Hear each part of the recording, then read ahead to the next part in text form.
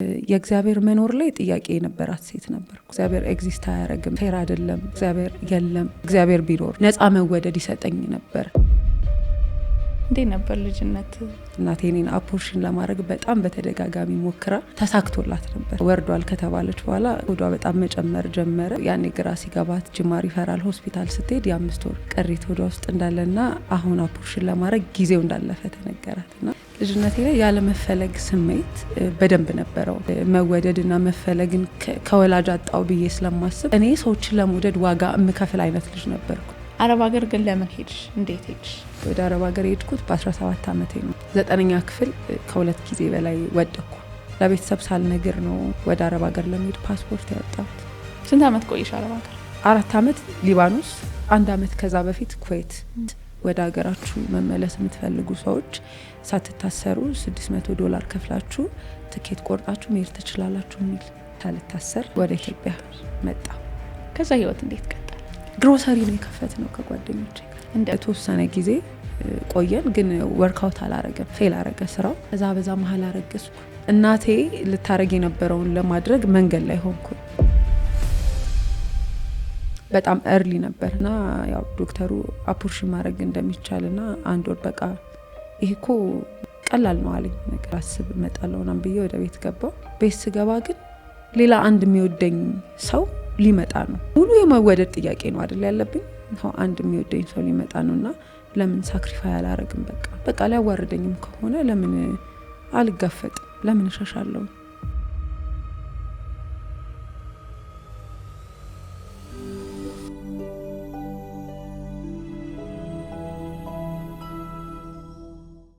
ሰላም ለእናንተ ይሁን የተወደዳችሁ የሰማይ ቲዩብ ቤተሰቦቼ። ዛሬ የእግዚአብሔርን ማዳን ልናወራ የሰማዩን ልንጫወት እንግዳ ጋብዤላችሁ መጥቻለሁ። ብዙዎቻችሁ በተለያየ አጋጣሚ እንደምትወዱን እንደምታዳምጡን ትገልጹልናላችሁ። ፍቅር ደግሞ በተግባርም ይገለጣልና ዛሬ በጣም በጽኑ ልንጠይቃችሁ እንፈልጋለን። ሰብስክራይብ እንድታደርጉ፣ ለሌሎች ሼር እንድታደርጉልን ፕሮግራማችንን እና በዚህ የምናገለግልን ሁሉ በዚህ አቅጣጫ አብራችሁ እንድታገለግሉን መጠየቅ እፈልጋለሁ። እጅግ የተወደደች እንግዳ ዛሬ እዚህ ስቱዲዮ ጋብዤላችኋለሁ። ዲዛይነር ምህረት ትባላለች። ብዙ የእግዚአብሔርን ማዳን የህይወቷን መንገድ የእግዚአብሔርን ጣልቃ ገብነት ልታጫውተን እዚህ ስቱዲዮ ተገኝታለች። ሜርሲ፣ እንኳን ደህና መጣሽ። እንኳን ደህና ቆያችሁን ትዙዬ። ደስ ብሎኛል ስለመጣሽ። እኔም በጣም ደስ ብሎኛል እንግዳችሁ ስለሆንኩ። እግዚአብሔር ይመስገን። ሜርሲ ማናትን እስቲ አስተዋውቂልንና ያው ማናት ውስጥ ብዙ ታሪክ እንደሚኖር ተስፋ አደርጋለሁኝ፣ ግን በጥቂቱ አስተዋውቂልን። እሺ፣ ስሜ ምህረት ተገኝ ይባላል። ከቅርብ ጊዜ በኋላ ደግሞ ዲዛይነር ስለሆንኩኝ ዲዛይነር ምህረት ተገኝ። ጌታ ይክበር። በእውነት እየከበደኝ ነው የምጠራው ከኔ ስላልሆነ። ተወልጄ ያደግኩት ጅማ ነው። አሁን ያለሁት እዚህ አዲስ አበባ ነው። የቤት የመጀመሪያ ልጅ ነኝ። የመጀመሪያ ልጅ ብቻ ሳልሆን ሴት ልጅም እኔ ብቻ ነኝ ቤት ውስጥ። ያው ሙሉ ስሜ እንደተናገርኩት ምህረት ተገኝ ነው አይደለ? ስሜ ብቻውን ሌላ የሰው እጅ የሌለበትን ነገር ይነግረኛል። ከልጅነቴ ጀምሮ ሳልፈለግ እንደተወለድኩ ይነገረኝ ነበርና ስሜን ያወጣች የእናቴ ጓደኛ አንድ ሙስሊም ጎረቤታችን ናት። እናቴ እኔን አፖርሽን ለማድረግ በጣም በተደጋጋሚ ሞክራ ተሳክቶላት ነበር እና በቃ ወርዷል ከተባለች በኋላ ሆዷ በጣም መጨመር ጀመረ። ያኔ ግራ ሲገባት ጅማ ሪፈራል ሆስፒታል ስትሄድ የ5 ወር ቅሪት ሆዷ ውስጥ እንዳለና አሁን አፖርሽን ለማድረግ ጊዜው እንዳለፈ ተነገራትና 2 አስደንጋጭ ነገር ነበር። የመጀመሪያው ጤነኛ ልጅ እወልዳለሁ ወይ የሚለው ነው። ሁለተኛው ልጅ ለማሳደግ ዝግጁ አይደለሁም ነው እና በዛ ሁኔታ ውስጥ ነው የተወለድኩኝ። ስወለድ ግን ጤናማ ስለነበርኩኝ አንድ ጎረቤታችን በቃ ይሄ ምህረት ተደርጎላችሁ ነው ስትል ስሜን ምህረት አለች። ምህረት ተገኝ ተባልኩኝና ከልጅነቴ ጀምሮ ነው ግን ይነገረኝ የነበረውና ብዙ ሰዎች ወይ በቤተሰብ ወይ በእናትና አባት ፕሮግራም ይመጣሉ። ካለማንም የሰው እጅ ፕሮግራም በእግዚአብሔር ፕሮግራም እንደመጣው እንዲሰማኝ ግን ያደርገኝ ነበርና ምህረትችን ትመስላለች። እግዚአብሔር ይመስገን። አሜን። እግዚአብሔር ስራው እኮ ብዙ ነው አይደል? በየቦታው ድንቅ ነው። ከዛ እንደዛ ተወለድሽ። እንደዛ መወለድ ራሱ ትንሽ ህይወትን ምናልባት ከዛ በኋላ የሚኖረውን ጉዞ ያከብዳል። እንዴት ነበር ልጅነት? ልጅነቴ ላይ ያለመፈለግ ስሜት በደንብ ነበረው። ይሄ አላቀውም ከመወለዴ በፊት የነበረውን ባልሰማ ምናልባትና ግን በዛ ልክ ትራውማ ይፈጥራል ብለው ስለማያስቡ ይመስለኛል የሚያወሩት። እንዲያወሩ ደግሞ የሚገደዱት በጣም አክቲቭ ነበርኩ ልጅ እያለሁና የመድኃኒቱ ተጽዕኖ ነው ብለው ያሾፋሉና በዛ መልክ አልነበረም። ግን እኔ የምረዳው ይሄ አለመወደድ አለመፈለግና መወደድና መፈለግን ከወላጅ አጣው ብዬ ስለማስብ ከወላጅ የሚበልጥ የለም እና እንዴት ነው እኔ ሰዎችን ለመውደድ ዋጋ የምከፍል አይነት ልጅ ነበርኩኝ እስከ ሆነ እድሜ ድረስ። መወደድ መስጠት የሚመስለኝ መወደድ ማገልገል መወደድ ብቻ ብዙ ነገሮችን አደርግ ነበርና ልጅነቴ ለመወደድ ዋጋ በመክፈል ውስጥ አልፏል። ኢቭን ወላጅ ልጆቻቸውን ሲልኮ አልላክም ካሉ እኔ እሽል ነበር ምናልባት በዛኛው ጎረቤት እንኳን ብወደድ የሚል እንትን ስላለውና ትንሽ ከባድ ያደርገዋል። እግዚአብሔር ይመስገን እንደዛ እያደግሽ መጣሽ። በቃ አሁን ትውውቅ ስለጨረስን ታሪክሽ ጋር ልንመጣ ነውና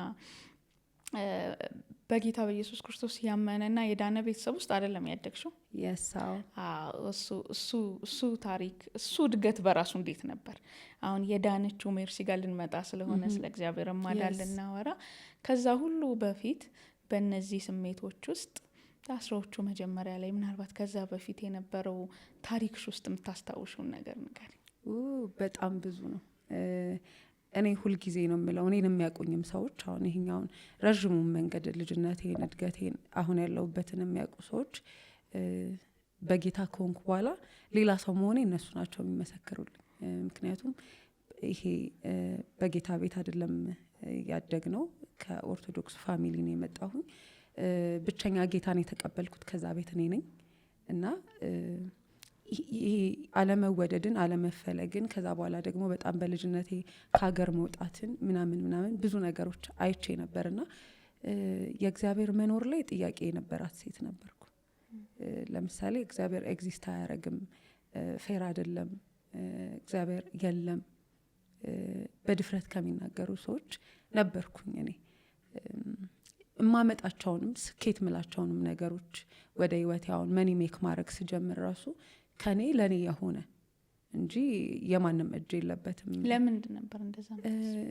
የመጀመሪያው አንዳንድ ጊዜ በእድገትሽ ላይ መወደድን በተለያየ መንገድ ታንጸባርቅ ያለሽ አይደል? ሰዎች መውደድ የሚችሉ ሲወደዱ ነው ብዬ አስባለሁና እኔ አቮይድ ተደርግ ያለው ብዬ ስለማስብ እግዚአብሔር ቢኖር ፌር ቢሆን ለእንትና የተደረገላትን ለኔ ያደርግ ነበር። አትሊስት ሌላው ቢቀር ነፃ መወደድ ይሰጠኝ ነበር። ከመጣውበት ቤተሰብ የመፈለግ ስሜት ይሰማኝ ነበር ምናምን። እነዚህ ነገሮች እና ደግሞ ቻሌንጆች፣ በጣም ብዙ ቻሌንጆች ነው ያለፍኩኝና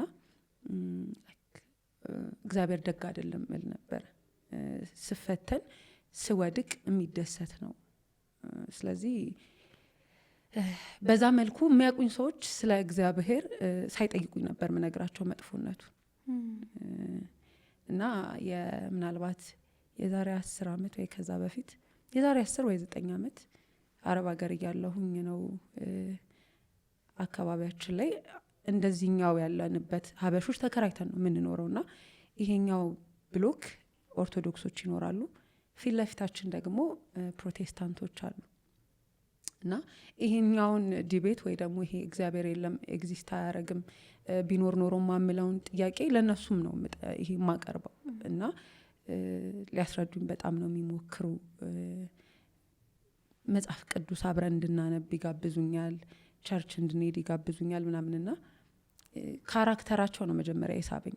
አሁን ይሄ እንዴት ነው ጌታ ይወድሻል ሲሉኝ ለእኔ እንገረኝ እላቸው ነበር እና ኢየሱስ ይወድሻል፣ ተባርከሻል፣ ተወደሻል፣ ተመርጠሻል ምናምን ሲሉኝ እነሱን ነው የምወዳቸው ማለት ደፍረው ማለት ስለቻሉ እንጂ ይሄ መውደድን ያልተወደደ ማውጣት አይችልም።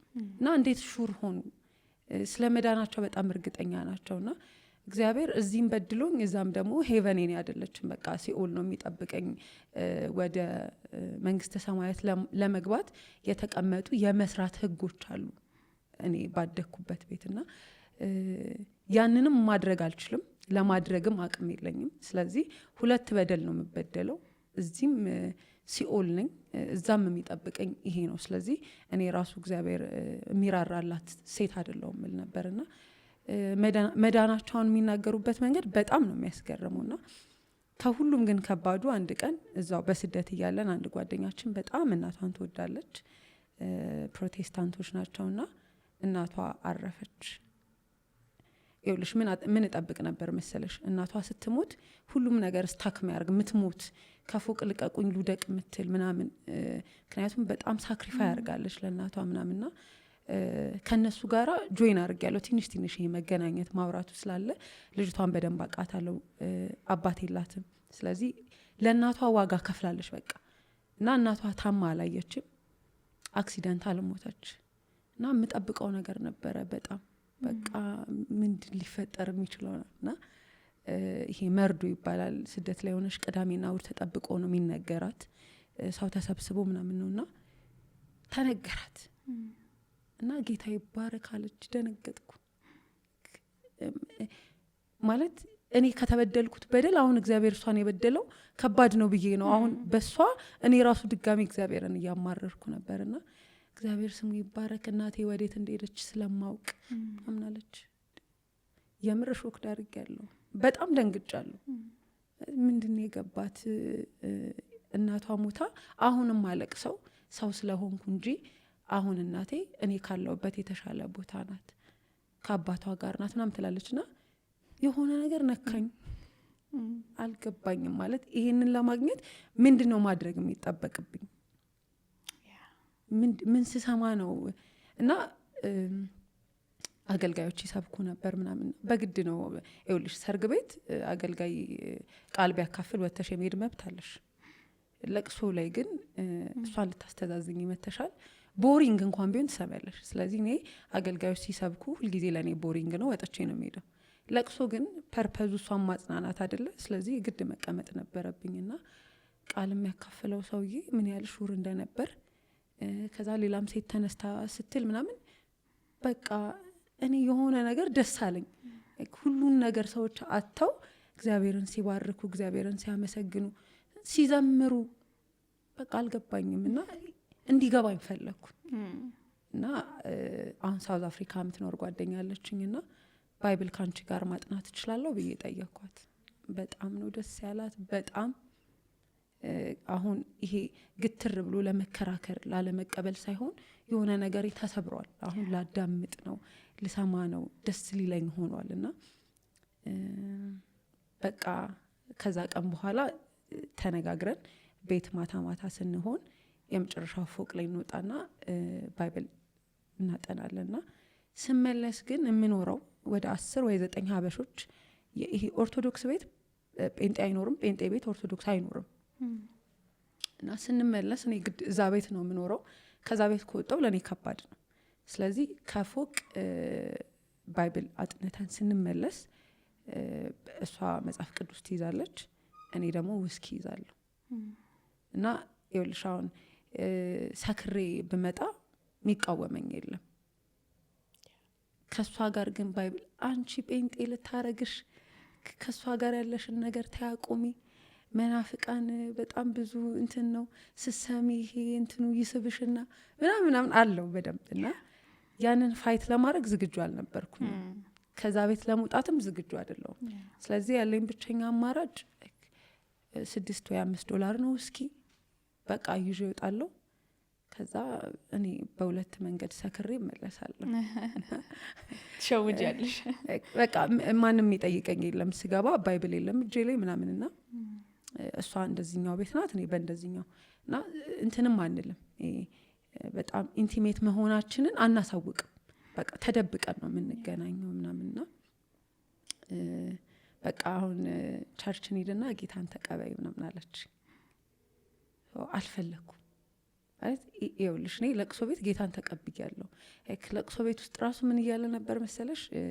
በተለያየ ሁኔታ ውስጥ ያላችሁ ማለት ይሄ እጃችሁን አውጥታችሁ ጌታን መቀበል እፈልጋለሁ እንኳን ባትሉ ጊዜው ሲደርስ በእንደዚህ በኩል ማግኘት ትችላላችሁ ሲል ለቅሶውን የታደመው የጴንጤ ኮሚኒቲ ብቻ አይደለም። ስለዚህ እዛ ጋር ተነስቼ ማለት አልቻልኩም። በቃ ግን ከዛ ቀን እንዲያልፈኝ አልፈለኩም። ይሄንን ሰማያዊ ህይወት በቃ የት እንደምሄድ እንደማወቅ ደስ የሚል ኑሮ የለም። ሰው ዴስቲኒው ማወቅ አለበት። በጣም ቦዘር የሚያደርገኝ አለመወደዴ እንዳልሆነ ገባኝ። ምክንያቱም መወደድ በራሱ ይሄ የምትከፊው አይደለም፣ የተሰጠኝ ነው። እና በእንደዛ ሁኔታ ምናልባት ኦፊሻል ሳላረግ ጴንጤኔ ሳልል ከ2 ዓመት በላይ ቆይቻለሁ እዛው አረብ ሀገር። አዎ ምናልባት ትንሽ ወደ ኋላ ልመልስሽ እና ዝም ብዬ እኔ ስቶሪ መስማትም ስለፈለግኩኝ አረብ ሀገር ግን ለምን ሄድሽ? እንዴት ሄድሽ? እሺ ወደ አረብ ሀገር የሄድኩት በ17 ዓመቴ ነው እና 9ኛ ክፍል ከ2 ጊዜ በላይ ወደኩ እና የኔ ታይም ይሄ ፕላዝማ የሚባለው የመጣበት ነው። እና ይሄ ከ1ኛ እስከ 8ኛ ክፍል እያለው በጣም ኢጓም ነኝ። ይሄ ትምህርት ቤት ውስጥ ቆንጆ አክቲቪቲ ያላት ጎበዝ ተማሪ፣ ውጤቷ ጥሩ የምትባል ተማሪ፣ በጭራሽ ማትኮርጅ ምናምን፣ ስትሪክት የሆነች ሎየር የመሆን ህልም ያላት ምናምን ነኝ እና ቶሎ ነው ያደግኩት ብዬ ነው ማሰበው። ልጅ ሆኜ ትልቅ አይነት ነገር ነኝ። ወደ 9ኛ ክፍል ስመጣ ግን 30 ደቂቃ ፕላዝማ ነው የሚያወራ፣ 10 ደቂቃ አስተማሪ ነው የሚያስረዳው። ትዝ ይለኛል በፕላዝማ የሚያስተምሩን ሳውዝ አፍሪካውያን ናቸው። አክሰንታቸው ራሱ አይገባኝም ነበር። ስለዚህ ስለማይገባኝ በጣም እጠይቃለሁ። በዛን ሰዓት በመንፈሳዊ ህይወቴም ጅማ ውስጥ ቅዱስ ሚካኤል የሚባል ደብር ላይ ዘማሪም ነኝ እና ጠይቄ ተመልሶልኝ አያውቅም። አሁን በትምህርቱም ጠይቀው አይመለስልኝም፣ ፋሚሊ የምጠይቀውን አይመልስልኝም። ምናልባት ወይ ጥያቄ ኦድ ይሁን አላቅም፣ ወይ ደግሞ ለመመለስ አሁን ላይ ተመልሶልኛል አጠቃላይ። ግን ያኔ ትምህርት ቤት ውስጥ አስተማሪ ልክ ገባችሁ ምናምን ሲል ብዙ ተማሪ አዎ ምናምን ሲል እኔ አልገባኝም። አንደኛ ምን ራሱ እንዳለች አላቅም ምናምን ብዬ ጠይቅ ነበር እና ከስም ጠሪያችን ጋር በዛ ምክንያት መግባባት አልቻልንም። ስለማይገባሽ ነው ይለኝ ነበር እና 1 ዓመት ወደኩ። የሚገርምሽ ስወድቅ ግን አንደኛ የሚወጣ ተማሪ አጠገቤ ተቀምጦ ነው የወደኩ። ማለት እንዳለ ነበር አጤሬራ እያወጣ የሚሰጠኝ በቃ እንዳልፍ እና አልቀበልም። ኮረጃ አትፈልጊ? አዎ። ከዛ ወደኩ። ስወድቅ ለ2ኛም ዓመት እንደምወድቅ አውቅ ነበር። ግን አስተማሪው አስቀድሞ ደግሜ 2ኛ ዓመት ላይ ያለን ሌሎች ተማሪዎች ከሌላ ትምህርት ቤት ከሌላ ኤሌመንተሪ ስለመጡ ራሳችሁን አስተዋውቀዋልና የ9ኛ ክፍል የ2ኛ ዓመት ተማሪ ከመካከላችሁ አለች ነው አለኝ። በቃ ከዛ ጊዜ በኋላ ግን ይሄ ተማሪዎቹ ለኔ ያላቸው ኢሜጅ ደስ አይልም ነበር። በጣም ሰነፍ፣ ከሰዎች ማልቀላቀል፣ በጣም ጫካ ሄጄ ብቻዬን የምቀመጥ፣ ተስፋ ያረኩትን ትምህርት ያጣው፣ ሌላ ተስፋ ምንም የሌለኝ አይነት ሆንኩኝና ትንሽ እንኳን ቤት ውስጥ አባቴ ጠበቃ ነው የምትሆነው ጎበዝ ተማሪ ናት የሚለውንም አጣ። ስወድቅ አላመነም ሁላ እና ምን ገባኝ አባትም ጥቅማም ነው ማለት ጎበዙን ልጁን ነው የሚወደው ላለሁ በዛ እድሜና እግዚአብሔር አባት ነው ሲሉ ክፉ ነው ማለት ነው አይደል እላለሁ። ከጥቅም ጋር ነው አባትነቱ ል ነበርና 2 ጊዜ ስወድቅ ግን ለቤተሰብ ሳልነግር ነው ወደ አረብ ሀገር ለመሄድ ፓስፖርት ያወጣሁት እና በ17 ዓመቴ ነው ከሀገር የወጣሁት። ትምህርት በምፈልገው መንገድ ስላልነበረ ከዛ ደግሞ ይሄ ምንም አይነት ፍርሃት ያልነበረኝ ለመኖር ካልነበረኝ ጉጉት ነው። አንዳንድ ፍርሃቶች መኖርን ከመፈለግ ይመጣሉና መኖርን ካለመፈለግ የመጣ ድፍረት ይመስለኛል። ያኔ ሰዎች ከፎቅ ይጣላሉ ሲባል ይሞታሉ ምናምን ታዲያ ምን ችግር አለ ምን አይነት ነበርኩኝና ያለምንም አሁን በቂ ነው ዛሬ ላይ በቂ ነው በማልለው ሪዝን ያን ጊዜ ግን ጊቭ አፕ አደረግ ነበር በየሁኔታው። በዛ ምክንያት አርሊዮ በኤጅ ምናልባት አለመፈለግን መስማት ይመስለኛል ረጅም እንደዛ እንትን ያደረገች። ከዛ አረብ ሀገር ሄድሽ። አረብ ሀገር ቅድም እያጫወትሽን የነበሩ ስቶሪዎች ጀመሩ ጌታን የመስማት ልብ የመክፈት ምናምን። ከዛ ህይወት እንዴት ቀጠለ? በዛ መሀል አንድ በጌታ አክስት አለችኝና እኔ ኢሌጋል ነኝ ማለት ወረቀት የለኝም ራናዌ ነኝና ምንም አይነት ድፍረት የሚጠይቁ ነገሮች ላይ አክሽን ወስዳለሁ። ምክንያቱም ምንም ያስጨንቀኝ ነገር የለም።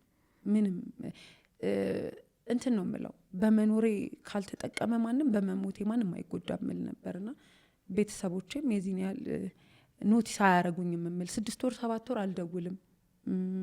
6 ወር 7 ወር ሳይሆን 4 ዓመት ምናምን ከአባቴ ጋር አናወራም። በመሀል ግጭት ነበረ ከኔ የሚጠብቀውን አይነት ልጅ አለመሆኔ። ከዛ ደግሞ ስትሬት ፎርዋርድ መልስ መስጠት ጀመርኩ። ይሄ እናንተም ለኔ እኔ የምፈልጋችሁ አይነት ወላጆች አይደላችሁም፣ በቃ እናንተ ናችሁ ያመጣችሁኝ፣ ኃላፊነት አልወሰዳችሁም የምል አይነት ሰው ሆንኩ ምናምና። ከአባት ጋር አለመግባባት ምን ያህል ከባድ እንደሆነ በህይወት ያውቃለሁ። እና አረብ ሀገር እያለው ራናዌ ሆንኩኝ። ገወጦኝ ነበር የምሰራው ምናምንና አክስቴ ደወልኩላት። እጅ ልሰጥ ነው ለፖሊስ እጄን ሰጥቼ እመጣለሁ፣ የሆነ ቀን እጅ ሰተሽ ነው ታስረሽ የምትመጪውና አንድ አገልጋይ ስምሽን ጠርቶ በፍጹም ነው ምልሽ ነብይ ምናምን ሲባል በቃ በሳቅ ነው መፈርስ ነኝ እና ስምሽን ጠርቶ የእግዚአብሔር ዓላማ ያለባት ሴት ናት፣ በፍጹም አትታሰርም፣ በሰላም ወደ ሀገሯ ትገባለች ብሎሻል አለች። እና ሳኩኝ። አረ የምርሽን ነው ምናምን ብዬ ማለት ነው። እና በሚገርም ሁኔታ ለረዥም ጊዜ ሊባኖስ ቤሩት ውስጥ እንደዛ አይነት ፍቃዶች አልነበሩም። እሷ ካለችኝ ከ6 ወር ምናምን በኋላ ኤምባሲው አወጣ በነጭ ወረቀት ወደ ሀገራችሁ መመለስ የምትፈልጉ ሰዎች ሳትታሰሩ $600 ከፍላችሁ ትኬት ቆርጣችሁ መሄድ ትችላላችሁ የሚል እና እሱ ዜና ወዲያው ይውልሽ። እኔ ነገሮችን በደንብ አድርጌ ይሄ ሰምቼ የማረሳ አይነት ሰው ነኝ። ምናልባት እሷ ከዛ በኋላ ስለ ጌታ እየሰማው ስለነበር ይሄ እንዴት ነው ወንጌል ከመስማት ነው አይደለ የሰማሁት ቀርቷል ውስጤና ኦኬ አክስቴ ደውላ ያለችኝ የምር ጌታ ይናገራል ማለት ነው፣ የምር እግዚአብሔር አለ ማለት ነው፣ ሰዎችን ያወራል ማለት ነው፣ ያውቃል ማለት ነው ማለት ጀመርኩኝ። እና ተመዘገብን። የመጀመሪያው ሊስት አውት ሲያደርጉ የኔ ስም አለ እና በዛ መሀል የጠፋሽበት ሰዎች ክስ ካስቀመጡ ትታሰሪያለሽ። ኤምባሲውን መከላከል አይችልም እና ላይከሱኝ የሚችሉበት ምንም ምክንያት አልነበረም።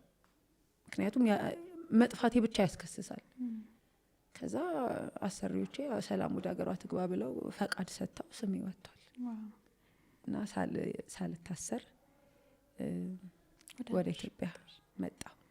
ኢትዮጵያ እንዴት ተቀበለች? ኢትዮጵያ ስመጣ ይኸውልሽ አሁን ገንዘብ ማግኘት ችያለሁ። ስንት አመት ቆይሽ አረብ ሀገር? 4 አመት ሊባኖስ፣ 1 አመት ከዛ በፊት ኩዌት፣ በአጠቃላይ 5 አመት። ስለዚህ 17 አመቴ ነበር። 5 አመት ጨምሪ 22 አመት ምናምን ሆኛለሁ እና ትልቅ ሴት ሆኛለሁ። ገንዘብ እጄ ላይ አለ።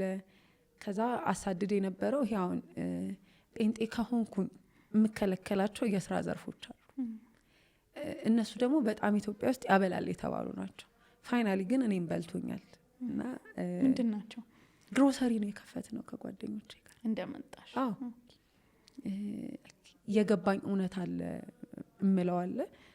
ይሄ ደግሞ ስራ ነው ይል ነበር ውስጥ። በቃ ምንም ልስራ መኒ ሜክ ማድረግ አለብኝ ምናምን ነበር እምለውና ጓደኛ የደነገጠች። ምንድነው ለምን ከፈትሽ ግሮሰሪ? አንደኛ እኔም ጓደኛ አብራኝ የከፈተችውም በጣም ልጆች ነን፣ 22 23 አመት ልጆች ነን። እና እንዴት ማኔጅ ልታረጉት ነው? ገንዘብ ካለ ሁሉ ይሄ እንዴት ነው? ገንዘብ ካለ በሰማይ መንገድ አለ።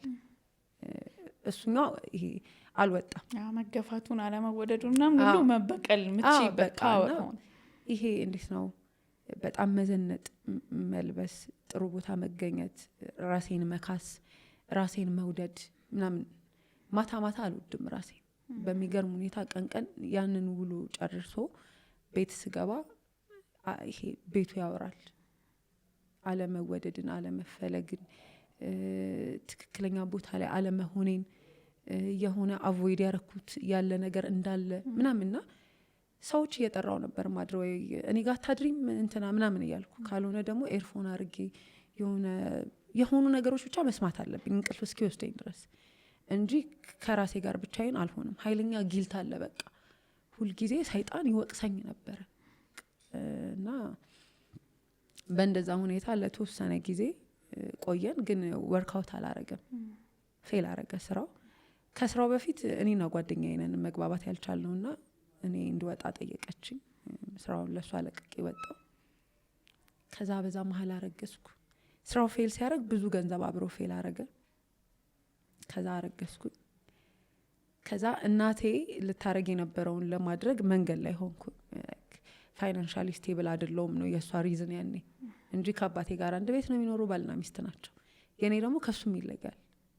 አላገባውም ግን አረገዝኩኝ። እና ያን ቀን በቃ በጣም ብዙ ሰዎች አልኩኝ እግዚአብሔርን ብዙ ስህተት ሰርተዋል እና ከበር ታረጋለ፣ እኔን ማጋለጥ ትወዳለ፣ በቃ እኔን ማስያዝ ትወዳለ፣ እኔን ማዋረድ ትወዳለ፣ ማለፍ ትችል ነበር እኮ። እና እንዲህ ነበር ማወራው።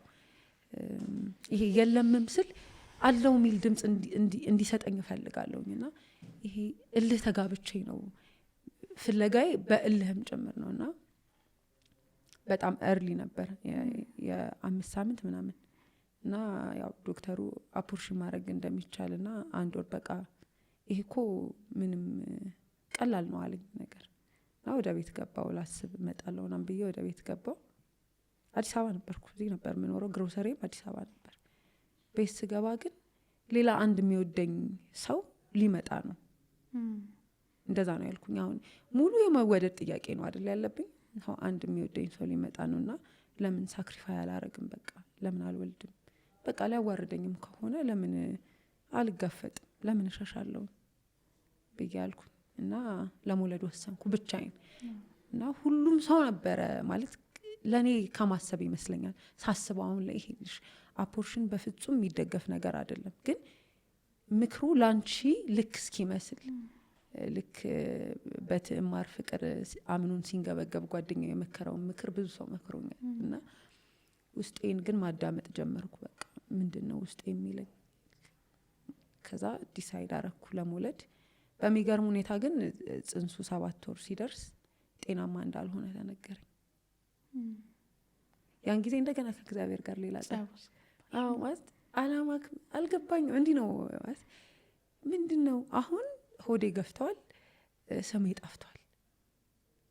አሁን ደግሞ ጭራሽ ይሁን አንድ የሚወደኝን ሰው ላመጣ ነው ስል ደግሞ አይ አሁን ደግሞ ተዋርደሽ እንደገና ደግሞ ነበር የሚባልና ምን ደከመኝ መሰለሽ? ነበር የሚባል ታሪክ ገንዘብ ነበራት ግን የላትም፣ እንትን ነበራት፣ ይሄ ነበር በዛ፣ የኔ ነበር በጣም በዛ። ጌታ ሆይ በቃ አሁን እንኳን ራራልኝ። እና ባልሽን ይዘሽ ነው ያሉኝ ዶክተሮቹ ዲሳይድ ለማድረግ። የልብ ክፍተት አለው ጽንሱ። ለምንድን ነው መጀመሪያ ያልነገራችሁኝ? ማለት 3 ወር 2 ወር እያለ ስላቸው ያን ጊዜ ማወቅ አይቻልም፣ ከ5 ወር በኋላ ነው የሚቻለው። ከ5 ወር በኋላ ደግሞ እኔ ክትትል አላረኩም።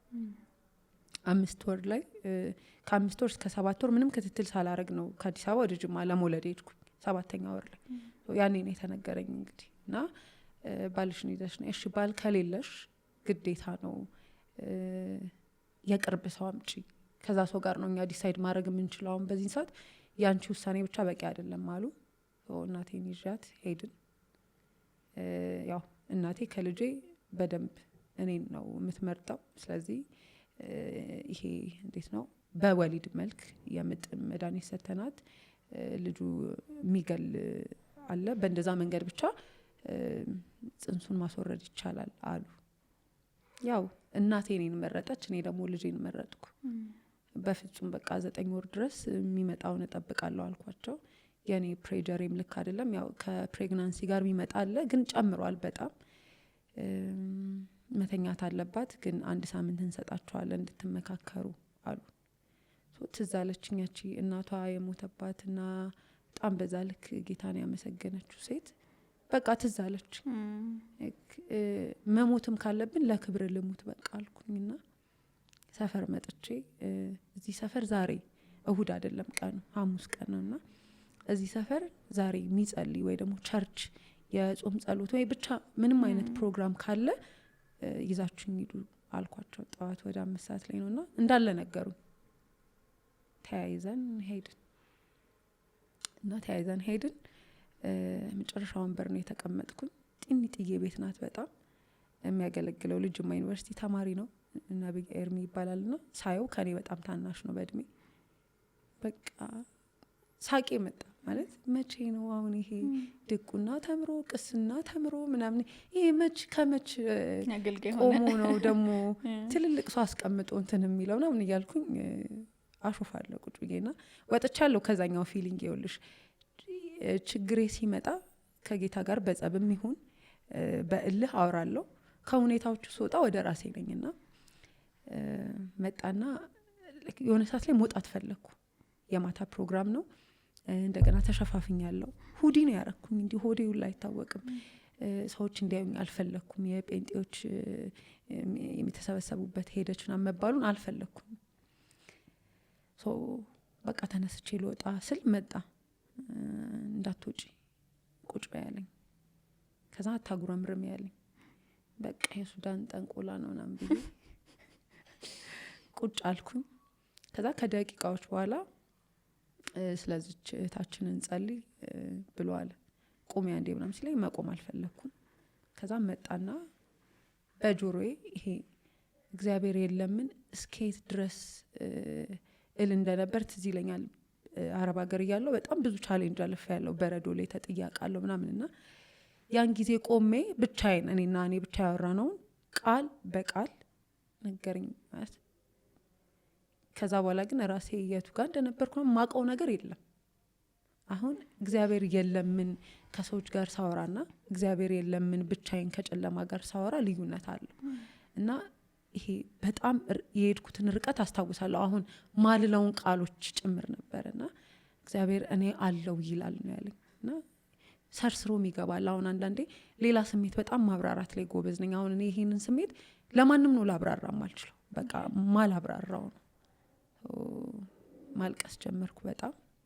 ከዛ ከአጋንንት ስራት ነፃ ወጣው።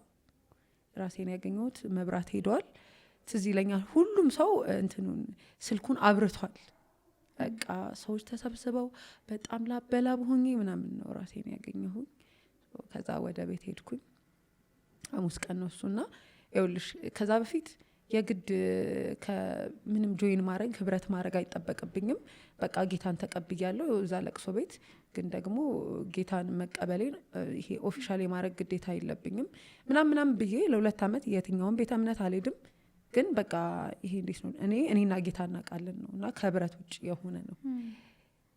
ያንን ያደረግኩት ሰዎች እንዳይጠሉኝ፣ የሆኑ ሰዎች እንደዚህ አገልግለሽ እንደዚህ ሆነሽ እንዳይሉኝ ነው። ያን ቀን ግን ወደ ቤት መጥቼ ለእናቴ ጴንጤ ሆንኩኝ አልኳት ማለት ነው። ይኸውልሽ ለቤተሰቦቼ አርግዤ መምጣቴ በራሱ በጣም ከባድ ነው። ከዛ ደግሞ ከቅጽበት ደግሞ በሰላም ቀን የዋለች ሴት ደግሞ ማታ መታ እኔ እኮ ጴንጤ ነኝ በቃ ጴንጤ ሁኛለሁ አልኳት። እና የእናቴ ጥያቄ የነበረውን ልንገርሽ። ኦኬ ሁኝ መሆኑ ግን ልጅሽ ደህና ናት፣ እንትኑ ጽንሱ ጤናማ ነው ተብለሽ ተፈውሰው ምናምን ነው አለች። ስለ ልጄ ምንም የተነሳ ነገር የለም የኔ እናት። እኔ ያልኩኝ ብኖር ለጌታ የክብር ዕቃ ሆኜ ነው የምኖር። ብሞትም በጌታ ነው የምሞተው። ምክንያቱም የት እንደምሄድ አውቃለሁ። በቃ አሁን ይሄኛው ጊዜ በቅቶኝ ብሄድ ወደ ተሻለ ነው የምሄደው። በቃ ወደ አባቴ እቅፍ ነው የምሄደው። እንደውም ምናፍቃለሁ። ስለዚህ ከዛሬ ጀምሮ ልታባረሩኝ፣ ጎዳና ልትጥሉኝ ትችላላችሁ። ማንም ሰው ግን ጴንጤ መሆኔ ማወቅ አለበት አልኩ እና ጠዋት ሰዎች ይመጣሉ እናቴ ጋር ማታ ወሬ ሰምቼ ምናምን ሲሉ ሩጬ ነው ከመኝታ ቤት የምመጣ። ምን ልላቸው እንደሆነ ታውቂያለሽ? ጴንጤ ሆኛለሁ ልላቸው እና በቃ አልበቃሽ አለኝ። ይሄ እንዴት ነው? ለምንድን ነው? ዋት ዩ ፊል? ምን ፊል እያደረግሽ ነው? ኩራት። ይሄ በጣም ፕራውድ ስትሆኚ ሳትጠየቂ አታወሪም የሆነ ነገር። በቃ በጣም ኩራት ነበር የሚሰማኝ፣ ጤንነት ነበር የሚሰማኝ። ነጻ ከወጣሁ በኋላ ሌላ አይነት ስሜት ነው የሚሰማኝ እና ደስታ ውስጥ ነኝ። ከዛ በፊት የነበረው ህይወቴ ደስታ አይደለም ብል መብራራት አይችልም፣ የሚኖር ነው። ከዛ እሁድ ራቀብኝ። ከሐሙስ እስከ እሁድ ብዙ ቀን የሆነብኝ ቸርች ለመሄድ። አዎ ቸርች ሄጄ አሁን ጌታን ተቀብያለሁ አይደለ? ስለዚህ ህይወት ብርሃን ቸርች ይዘውኝ ሄዱ። መጨረሻ ላይ ጌታን መቀበል የምትፈልጉ ሲባል እጄን ሳወጣ ያዙኝ። አንቺ እኮ ሐሙስ ዕለት ጌታን ተቀብለሽ ኦልሬዲ ሲሉኝ ደግሚ ነው ያልሽ? አልኳቸው። አይ እዛ ትንሽ ሰው ብቻ ነው ያየኝ። አሁን በደንብ ይሁኝ እና ትዝ ይለኛል ያኛው ትልቅ ቸርች ስለሆነ ብዙ ሰው ማየት አለበት። አሁን የኔን ይሄ ከዚህ በኋላ ማልደራደርበት ነው። ዴሊቨረንሱ በደንብ በቃ ፊልም ታረጊው ሆነ እና ቀጥ ብዬ ሄድኩኝ እና ጌታን ተቀበልኩ። ከባድ ነበር፣ በጣም ከባድ ነበር። በቃ አባቴ መተው አንተ ቤተክርስቲያን ላይ እንደዚህ አይነት አቋም ያለ ሰው ልጅ እንደዚህ ምናምን እናቴ ጋር ምንም ነው ማያስቆመኝ። ከዛ እናቴ ደግሞ የሚያሳስባት የኔ ጤንነት ነው። ነገሩሽ ላይ ተፈውሰሽ ነው ምናምን ትለኛለች። እና ሳምንቱ ደረሰ፣ ሐሙስ ማለት ነው። ሄድን። ስንሄድ ዲሳይድ አድርጋችሁ መጣችሁ ሲባል ቼክ መደረግ እፈልጋለሁ፣ አልትራሳውንድ፣ ሲቢሲ ሁሉንም ስሩልኝ አልኩ። ለምን ሲሉ በቃ ፈልጌው ነው ማለት በአንድ ሳምንት ውስጥ የሚቀየር ነገር አይኖርም ሲሉ ግድ የለም ስሩ አልኩ። ገምተሻል? አዎ በቃ የሆነ ለውጥ መዳን እኔ ነኝ የቀለለኝ። እኔ የሆነ ሸክሜን ስጥል ይታወቀኛል። እና ከእናንተ ሸክማችሁ የከበደ የሚለው ሀሳቡ ጭምር ህይወት ኖሮት በእኔ ህይወት ያየሁት እኔ እንዴት አድርጌ እንዳራገፍኩ እና አልትራሳውንድ ሲታይ ውጤቴ ሲመጣ ምናምን ሌላ ሆነ ማለት ይሄ የመጀመሪያው የሕክምና ታሪኬና ያሁኑ ማይገናኝ ሆነ። ግራ ገባቸው።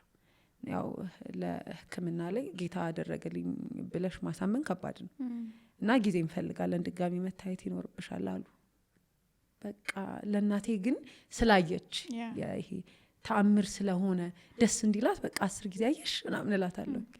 እና እስቲ ሳምንት እንጠብቅ ምናምን ትለኛለች። እና መዳን እምነት ነው ብዬ ነው በቃ ይሄ መጀመሪያ የልጄ ጉዳይ አሳስቦኝ ከቤቴ ልውጣ እንጂ እንደሰው ስመለስ ግን የኔ መዳን ማረጋገጫዬን ይዤ ነው የመጣሁ። እና ያንን ማሳያ ስላረገ ደግሞ እግዚአብሔር ስላላሳፈረኝ በቃ ደስ እያለኝ ነው ወደ ቤት ነው የመጣሁ። ከዛ በኋላ ሄድን። ልጄ ጤናማ ናት። ድጋሚም ስትሄዱ? አዎ ጊዜዋን ጠብቃ በምጥ ተወለደች። ሀለውት ተባለች። እግዚአብሔር ይመስገን። እንደዛ ነው። አሜን። እግዚአብሔር ይመስገን። ዝም ብዬ እየሳልኩሽ ነው ልጅ የሆነችዋን ሜርሲ በዚህ ሁሉ መንገድ ውስጥ ግን ስታልፍና አንዳንዴ የሆኑ ቻሌንጆችን እግዚአብሔር በተአምራት ያሳልፈንና መንፈሳዊ ነገርን ኤክስፒሪየንስ እንደሚያደርግም ሰው በቃ ከዛች ተአምራት በኋላ እንደው ህይወት ድልድል ያለች ነው የሚመስለን፣ ያለቀ ይመስለናል። በቃ እግዚአብሔር ይሄን አደረገ ምናምን እና ልጅ ሆኖ ከዛ ልጅ መውለድ ታሪክ ውስጥ እንዳጫወትሽን የአባት ፕሬዘንስ የሌለበት ቻሌንጆች ደግሞ በራሳቸው የሚተኩ ይመስለኛል። ወይስ ታምራት በታምራት እየቀጠለ መጣም? እንዴት ቀጠለች ሜርሲ? ቆንጆ ጥያቄ ነው። እንትን ነው ዘሎ ጥልቅ ወጫው ጭልቅ ይባል የሆነ መጽሐፍ ነበር። አይ ፊል ስለማደርገው አንዳንድ ታምራት እንደዛ እንድታስብ ያደርግሻል። ከዛ በኋላ ህይወት በቃ እንደዛ ናት እንዴ። መከራ የምን መከራ? በአለም ሳላችሁ መከራ አለባችሁ። እኔን አይመለከትም ሁላ እሱኛው እንትን ለሌላ ሰው ነው። እና ስወልድ ይሄ እኔ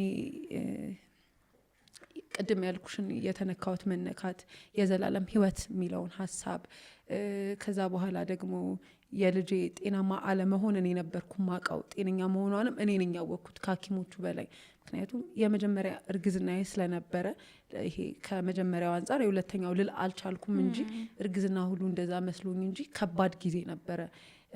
ማታ ማታ በህልሜ ማየውስ ወልድ ስሙት ምናምን የሆነ ብቻ ከባባድ ማታ ንፈረዋል ነው ማታ ማታ እየመጣ ብዙ ሚለኝ ነበርና ከዛ አርፍ ያለው ልጄን እስከምወልድበት ጊዜ ስወልዳት እጄ ላይ ገንዘብ የለም። ከዛ ለራሴና ለጌታ ቃል ገብቻለሁ ከዚህ በኋላ በፍጹም ስምህን በክፉ ላላነሳ አይደለም ላላስነሳ። ይሄ ወደ ጌታ ስመጣ እንደሰው የቅርብ ጓደኞቼ እንኳን በቃ አሁንማ ገንዘብ ስለጨረስኩኝ ይሄ ጴንጤዎች ገንዘብ ስለሚሰጡ የሆነ ይሄ ቮለንተር ነገር አላቸው፣ ይረዳሉ፣ ይሰጣሉ። ኮምፓሽን የሚባል ነበር ልጅ እያለና አባቴ ያን ያላስመዘገበኝ የድሃ ልጅ ነኝ ያላስመዘገበኝ በዛው ጴንጤ አድርገው ያስቀራሉ ስለሚባል ነበርና መጨረሻ ላይ እንጂ ላይ ቀርልኝ ከስሜ ጀምሮ የሚገርምሽ ልጅ እሱም የከሰረው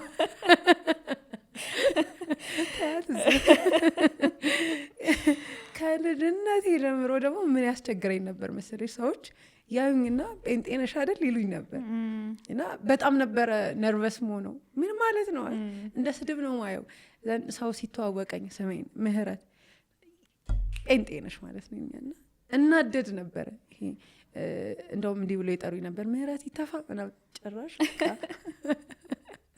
እንዴት ተደርጎት ነበር አዋጆች ነበሩ ከልጅነቴ የእውነት ይሄ ሰራብሽ ግን እንደነገርኩሽ ወደዚህኛው ሀሳብ ስንመጣ ልጄን ከወለድኩ በኋላ በቃ ደልዳላ ከዚህ ሜዳ ገባሽ ዳገት የለም ቁልቁለት ኧረ የምን ቁልቁለት በቃ ሜዳ ነው ልሽና ግን ምንም ቢመጣ ስምህን ይሄ እንዴት ነው በጣም አባትሽን ስትወጂ እንዴት ነው ፕሮቴክት የምታረጊ ሳትበይ ጠግብ ያለው አይነት አይደለ በቃ ምንም ቢመጣ አደባባዮችን የማገኘው ይሄ ለምስጋና ነው ለልመና አይደለም በቃ አንተ መኖር ብቻ በቂ ነው ምን አይነት ሰው ሆንኩኝ ሰው ምንም ቢመጣ እንደዛ ነው ስለዚህ ፈተና ያኔ ነው የጀመረው ማለት ነው እና ስፈተን ራሴን እንዳየው ባስብ ነበር ፕራውድ ሆኖ ነው ቃል ለገባሁት ለኔነቴ ፕራውድ ሆኖ ነው እንደማልወድቅ ለሚሰጠኝ ኦፈር ራሴን እንደማላዘጋጅ በቃና ያኛው መጀመሪያ በአለም ያለው ስትሪክት ባሬ አሁንም አለ በዚህኛውና አቃለው የሆነ ሰው አሳምኖኝ አይደለም ጴንጤ ማለት ብሎ አሳምኖኝ አይደለም ታነክቼ ነው ስለዚህ አሳምኖኝ ቢሆንማ ከሀሳቡ ጋር የኔ ሀሳብ ይቀየራልና ልጄን ከወለድኩ በኋላ በቃም የመከራ ዝናብ ልበለው የእውነት ከባድ ጊዜ ነበረ ጡቴ ወተት የለውም ምግብ እንደልብ አላገኝም ሙሉ በሙሉ የኔን ኮሚኒቲ አጥቻለሁ ምክንያቱም ጴንጤ ስሆን በቃ ያኛው ህብረት ሙሉ በሙሉ የለም ነው የምልሽና በጣም በሚገርም ሁኔታ ግን ይኸውልሽ እኔ ይሄ የጴንጤውም ኮሚኒቲ ዋጋ ከፍሎብኛል ብዬ አስባለሁ ጌታን መቀበሌ በጌታ ከመሆኔ በፊት በጣም ቸርቾች ላይ ድንጋይ ከሚወረውሩ ጴንጤ ከሚጠሉ ሳድግ ላንተ የነገረን ይንገረኝ ምናምን ከሚሉ ምናምን ሰዎች ስለነበርኩኝ ይሁን አላቅም ጌታን ስቀበል ደህንነት ቤት መቶኛ ቤት መግባት ስለማይፈቀድለት አገልጋይ እየመጣ ጭቃ ነው ክረምት ነው ጎረቤት ቤት ቀን በቀን ነበር የሚያስተምረኝና አሁን ሳስበው ዋጋ ተከፍሎልኛል በሰውኛ ራሱ በቃ እንድያዝ ተመልሼ እንዳልወጣ አላ አይደለ ይሄ 2 አመት ቆይቼ ነበር ግን ኦፊሻል ጌታን ያን ጊዜ በአደባባይ አልተቀበልኩኝም እንደገና ደግሞ ሰው በልቡ አምኖ ባፉ መስክሮ የሚድነውን ያንን ነገር ያለ መጠበቅ ባህሪ ነበረ ብዬ ስላልኩኝም ሊሆን ይችላልና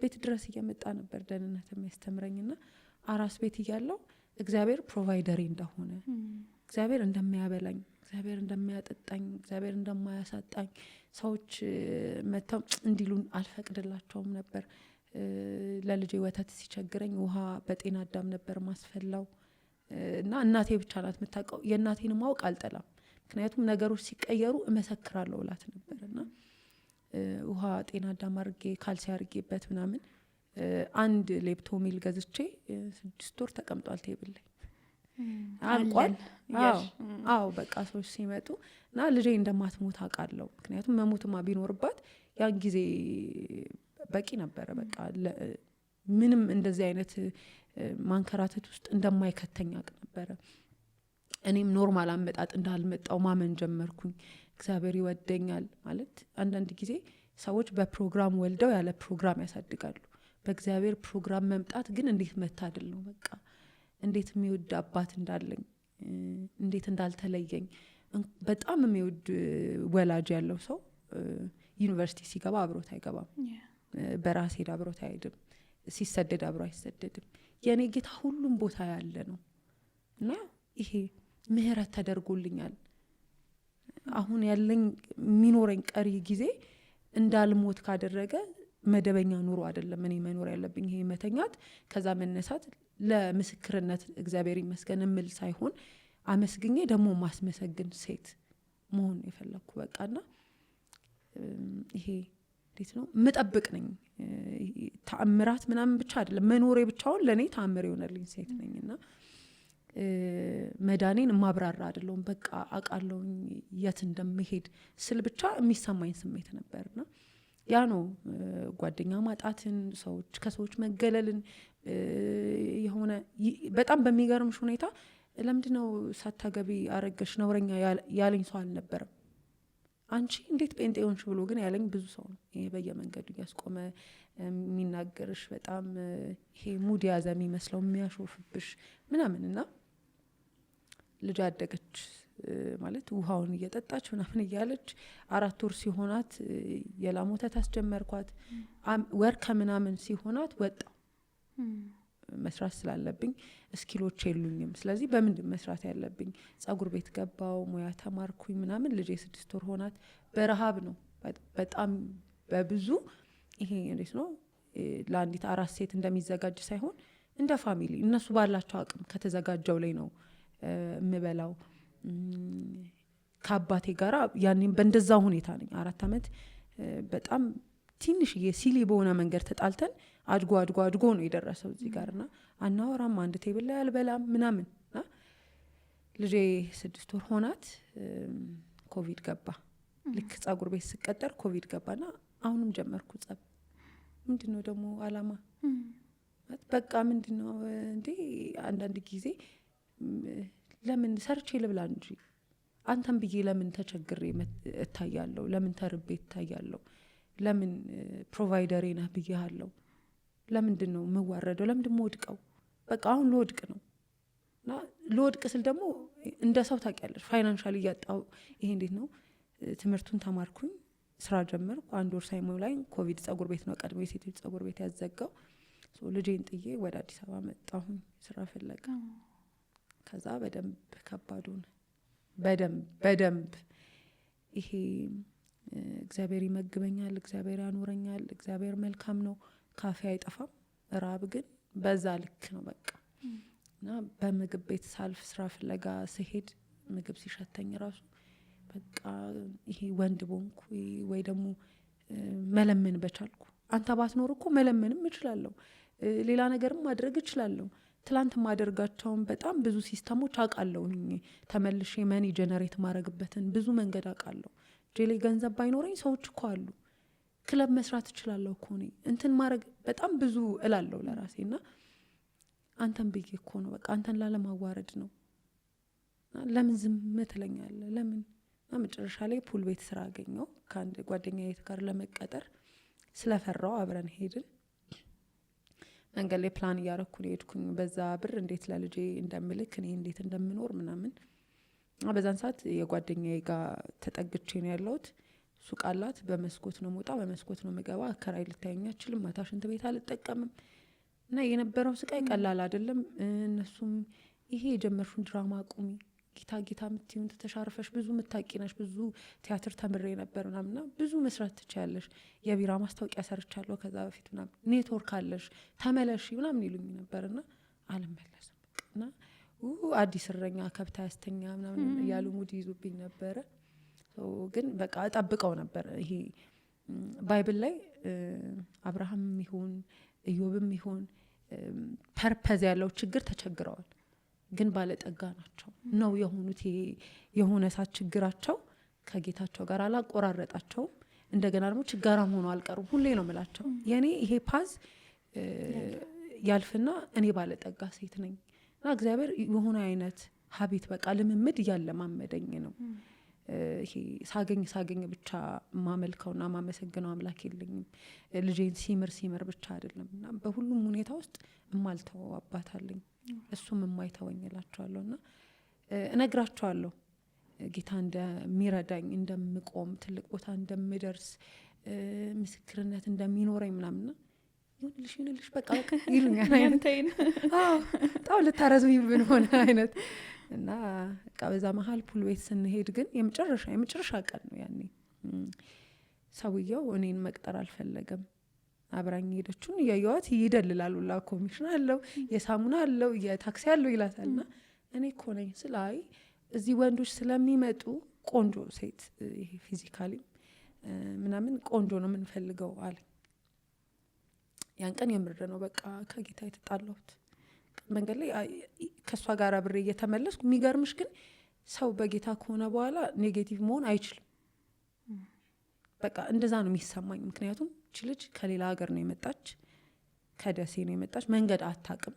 ስለዚህ ፈልጋለች ያቀረበውን ኦፈር ግን እንዴት ትወቅ? ወዲያው ምንድን ያረኩኝ በቃ እኔ እስክታቂ መንገድ አመላለስሻለሁ አልኳትና ለምን አልኩኝ ወጥቼ ለምንድን ነው እንደዚህ እንድል የምታደርገኝ? ለምን ምን አገባኝ እኔ እና እንደዚህ አይነት የኔ ሸክም አይደለም። ለምንድን ነው አንደበቴ ሳይፈልግ ጥሩ ነገር የሚለው? ፈልጌ እኮ አይደለም፣ እኔ ክፉ ነኝ። በቃ እኔ በባህሬ ክፉ ነኝ። ግን አንተ ነህ የምታወራ እየቀደም አውቃለሁ። አሁን ግን ታዘብኩ። እኔ በመልክ ተጠያቂ ነኝ። ለምንድን ነው ፑል ቤት እንኳን ማልቀጥረዋል? ለምንድን ነው ለምን አይነት ስራ ነው የምሆነው? እንጦጦ ተከፍቶ ነበርና አረብኛ የሚችል ብለው ማስታወቂያ ሲያወጡ ስሄድ አይቀጥሩኝም። ሴፍቲ ኔት የመንገድ ጠረጋ ተመዘገብኩ። የአዲስ አበባ መታወቂያ የለሽም ተባልኩና ምን እንድሰራ ነው የምትፈልገው? ማለት በቃ ንገረኝ፣ የሆነ ነገር አድርግና አሳየኝ ማለት ጀመርኩኝ። እኔ እየሞከርኩ ነው እና እግዚአብሔር የእጆቻችንን ስራ እንደሚባርክ መጽሐፍ ይናገራል። ስጠኝና ብለስ ዳርገኝ። እኔ ባዶ እጄን እየጠየቅኩ አይደለም። እንደዛ አልነበርና ያን ቀን ተመልሰን ስንመጣ በጣም ነበር የመረረኝ። ይሄ መመለስ አይነት መምረር በቃ አይነት ነገርና ጓደኛዬ ጋር ደውዬ 22 አካባቢ ሌላ ጓደኛ አለችኝ። ወርቄንና ስልኬን ልሸጥ ነው፣ ሽጬ ቺፕስ ምናምን ጅማ ለመጀመር አስቤያለሁኝ፣ ልሄድ ነው አልኳት። ተነጋገርን። በማግስቱ ስልኬና ወርቄ ሌባ ሰረቀኝ። በኢየሱስ አሁን በቃ የምር ነው ይሄ እንዴት ነው ዛሬ ደግሞ አከረርኩት ምለው ይሄ ማበድ ነው ያማረኝ። ምንድነው ምን እንዳረግ ምንድን እያሳየኸኝ ያለው? ማለት ልምምዶቹ የቱ ጋር ነው የሚቆሙት? ለመድኩ መራብን፣ ለመድኩ መገፋትን፣ ለመድኩ ብዙ በፊት ቢሆን ብቻዬን መሆን የሚከብደኝ ሴትዮ ብቻዬን ለመድኩ አንተ ስላለ። ራቡንም ለመድኩ። አሁን ደግሞ ምንድን ነው ያሁኑ? እንደ ትላንት ፕላን ካረኩ እንደ ዛሬ ቀድመ ያንን ነገር አበላሽተህ ታድራለህ አይነት እንደዛ ብዬ ምርር ብሎኝ አለቀስኩኝና ጓደኛዬን ፕሊስ አልኳት። በቃ 170 ብር ስጭኝ ጅማ መሄድበት አልኳት እና በጣም ስለሚያዝኑልኝ እሺ ነው ያለችኝ። ግን ልንገርሽ አልኳት፣ ጅማ ስመለስ እግዚአብሔር ወደ ኋላ እየመለሰኝ አይደለም፣ ብዙ ነገሮችን የማስተካክልበት ቦታ ነው ጅማ የሚሆነው አልኳት። ነገሮች ይቀየራሉ፣ እንደገና አቆማለሁ፣ ይሄ በወደኩበት ቦታ ያከብረኛል እግዚአብሔር። በጣም ኢትዮጵያ ውስጥ አሉ የሚባሉ ትልቅ መድረኮች ላይ እየወጣሁኝ ስለ ጌታ አወራለሁ፣ ብዙ ነገር ያደርግልኛል ና ምንላታል ኖ ምንድነው አይደለም። ደወለች ጓደኛችን፣ ሌላ ጓደኛችን ጋር ጸበል ሊወስዱኝ በቃ እያበድኩ እንደሆነ ነው ማለት። በጣም ይሄ አይቶት ብለሽ ውስጥሽ ተሰምቶሽ ግን ማታወር የለም ላውድሊ በጣም ቃሉን ማታወጪውን ቃላት እጠቀም ነበር። እግዚአብሔር ያከብረኛል ምናምን፣ ተጽዕኖ ፈጣሪ ሴት ነው መሆነው። እንደ አንድ የ7 ዓመት ልጅ ነው ማውራ። ይሄ የወደፊት ህልሙን ሲያድግ የሚሆነውና ሲሆን የምታየውና የምታወሪው ነገር እንትን አላለላ በጣም ራቀ እና አላለቅስም እና እንትን ትለኛለች፣ ፕሊስ በቃ አልቅሺ ምናምን ትለኛለች። አላለቅስም። ይሄን ማወራው የሆነ ነገር ግን በምናቤ እያየው ነው፣ ደስ የሚል ነገር። በጣም የሚያምር ቀሚስ ለብሼ ራሴ የሰራሁትን በጣም ትልቅ መድረክ ላይ ቆሜ በጣም ብዙ ሰዎች ስለ ጌታ በእንዲህ መንገድ ሲሰሙ ላይክ ፑልፒት አይደለም በቃ የቆምኩበት ቦታ፣ ግን የእሷማ እግዚአብሔር የሚባልበት ቦታ ቆም ያለ ምናምን እላታለሁ። እና በቃ ይሄ ሊትራሊ እያበደች ነው አይነት ነገር ለብዙ ሰው ነው። ትክክል አይደለችም፣ ወደ ቤተሰብ መሄድ አለባት ማለት በኋላ ሸክሙ ለኛ ነው። እና ጠዋት ተነሳው። ይሄ እንዴት ነው አውርቼ ስጨርስ እንዳትረሹ ነው ምላት። በቃ እንዳትረሹ ጌታ ይሄን ነው የሚያደርገው በእኔ ህይወት አልኳት። ያርግልሽ ብላ ትራንስፖርቴን ሰጣኝ። ወደ ጅማ ተመለስኩ። በጣም ከስቼ ነበር። በጣም እኔ አልመስልም የእውነት ታውቂያለሽ፣ ደላላዎች ይጎትቱኝ ነበር። ሰው ቤት ትፈልጊያለሽ ወይ መግባት ምናምን እያሉኝና ወደ ቤት መጣው። ስመጣ አንድ ነገር ነው ያየሁኝ። የኔ እቃ ይሄ ከአረብ ሀገር ይዤ የመጣሁት ማአት ልብስ ዝናብ ሲዘንብ ከቤት የሚያስቀምጡበት አተው ሲንከራተቱ። በቃ እቃው ብዙ ነው። እቃውና ልብሱና እኔ አንገናኝም። ልብሱ የቫኬሽን ነው፣ ኦኬዥናል ነው። እኔ ኬት አመጣለሁ ያንን የምለብስበት ቦታና ብድግ አድርጌ ያወጣውኝና ፌስቡክ ላይ አዳዲስ እቃ እንረከባለን እናስረክባለን፣ ቦርሳ ልብስም የምትፈልጉ ሰዎች ኮንታክት አድርጉኝ ብዬ የአባቴን ስልክ ነው ያውም ለምኝ የተቀበልኩኝ፣ ስልኬ ጠፍቷል። ፌስቡክ ላይ ፖስት አረኩኝ። ስራ መጣ። እቃ የሚሸጥም እቃ የሚረከብም ሰው። ስለዚህ እጄ ላይ ምንም አልነበረም። እንደዛ ተጀመረ ስራ እና በአንድ ቀን ውስጥ እስከ 50 ቦርሳ ምናምን ሸጥኩ እና የራሴን ልብሶች ይዤ ነው የመጣው ማርኬቱ ላይ። ከዛ ግን ማለት በጣም በድፍረቴ ነው የማወራው፣ ጅማ ላይ ጥዬ ሱቅ ከፍቼ ሸራ አንጥፌ ይሄ ትሪፍት የሚባሉ የቦንዳ ልብሶችን ስጀምር ሰዎች ይሰለፉ ነበር። ሰልፍ ታውቂያለሽ? በትክክል ሰልፍ፣ የዘይቴ ምናምን ሰልፍ። ዩኒቨርሲቲ ተማሪ እንደዛ ነበር የሚሰለፈው። ይኸውልሽ አሁን ፌስቡክ ላይ ጀመርኩ። ከዛን ስራ ማደግ ጀመረ። በጣም ረዥም ሂስቶሪ ነው። ብቻ ጌታ ያደረገውን ላውራ እያለ ብቻ ስራው ቆንጆ የሆነ ይሄ ለኔ ኢንካም እየኖረሽ ነው። ለኔም የዳቦ ለልጄም የዳይፐር ተገኘ እና ይኸው ማለት ጀመርኩ። እኔ በዛን ሰዓትም ከኔ እንዳልሆነ በቃ ማለት የኔን ጨርሶ ጌታ ከራሱ ያስጀመረኝ ከየት እንደምታስጀምረኝ አያለው ብዬ ነበርና ልክ እንደ ሰው ከየት እንደሚያስጀምር የሚያውቅ አምላክ አለኝ። ከምንም ማስጀመር ያውቅበታልና ሰዎች ይመጡ ነበር። የሚገርምሽ ሱቁን ተከራይቼ ቲክታክ ነበረ፣ ቲክታክ ላይ ፖስት አደርጋለሁ ምናምን ብዬ ወደ ቤት ሄድኩኝ። እሱም ስልክ ተሰረቀ። አሁን የኔን ፕላኖች እንዳለ ያጠፋል ጌታ እና የኔ ዜሮዎች ግን ተጠራቅመዋል። በብዙ ፌላሪቲ የመጡ ዜሮዎች። እግዚአብሔር የሰዎችን ላብ፣ እንባ፣ ደም እንዴት እንደማይረሳ ማቀው በእኔ ህይወት ውስጥ ድምር ውጤት ስላየውኝ ነው። እና አሜን በቃ ይሄ ወደቀች ከዚህ በኋላ ተብሏል። ቤተሰቤን ሳይቀር በቃ ምንም አይነት ተስፋ የሌለኝ ሰው ነበርኩና ፌስቡክ ላይ ሳያዩ አሳ ቤት አለ እኔ ካለሁበት ህንጻ ከላይ አሳ ቤት መጥተው እግረ መንገዳቸውን አንድ ልብስ አይተው ገብተው ሙሉ የጅማ ዩኒቨርሲቲ ሙሉ ካምፓስ ሴቶች ማለት ይቻላል እኔ ቤት ነበር የሚሰለፉት እና ልብስ ሽጬ ጨርሼ አብሬያቸው ቆልፌ የሌሊት ጉዞ ወደ አዲስ አበባ ሄዳለሁ። እና ያን ጊዜ ደግሞ ሰዎች ሌሊት ስትጓዥ መኪና ቢገለበጥ የሆነ ነገር ቢሆን አልሞትም ነው የምላቸው። አዲስ አበባ የመጣሽ ካታመንጭ በቃ ጥንቃቄ እንደሚጠብቅ ማስተዋልም እንደሚጋርድ አውቃለሁ። ይሄ ግን ከኔ አቅም በላይ ስለሆነ ነው። ምክንያቱም ቀን ሄጄ መምጣት አልችልም። ይህንን ለእናንተ ማብራራት አይጠበቅብኝም። የሚጠብቀኝ ግን ሁሉን ነገር ያውቃል ነበር ምላቸው ነው። ሌሊት ነው የምጓዘው።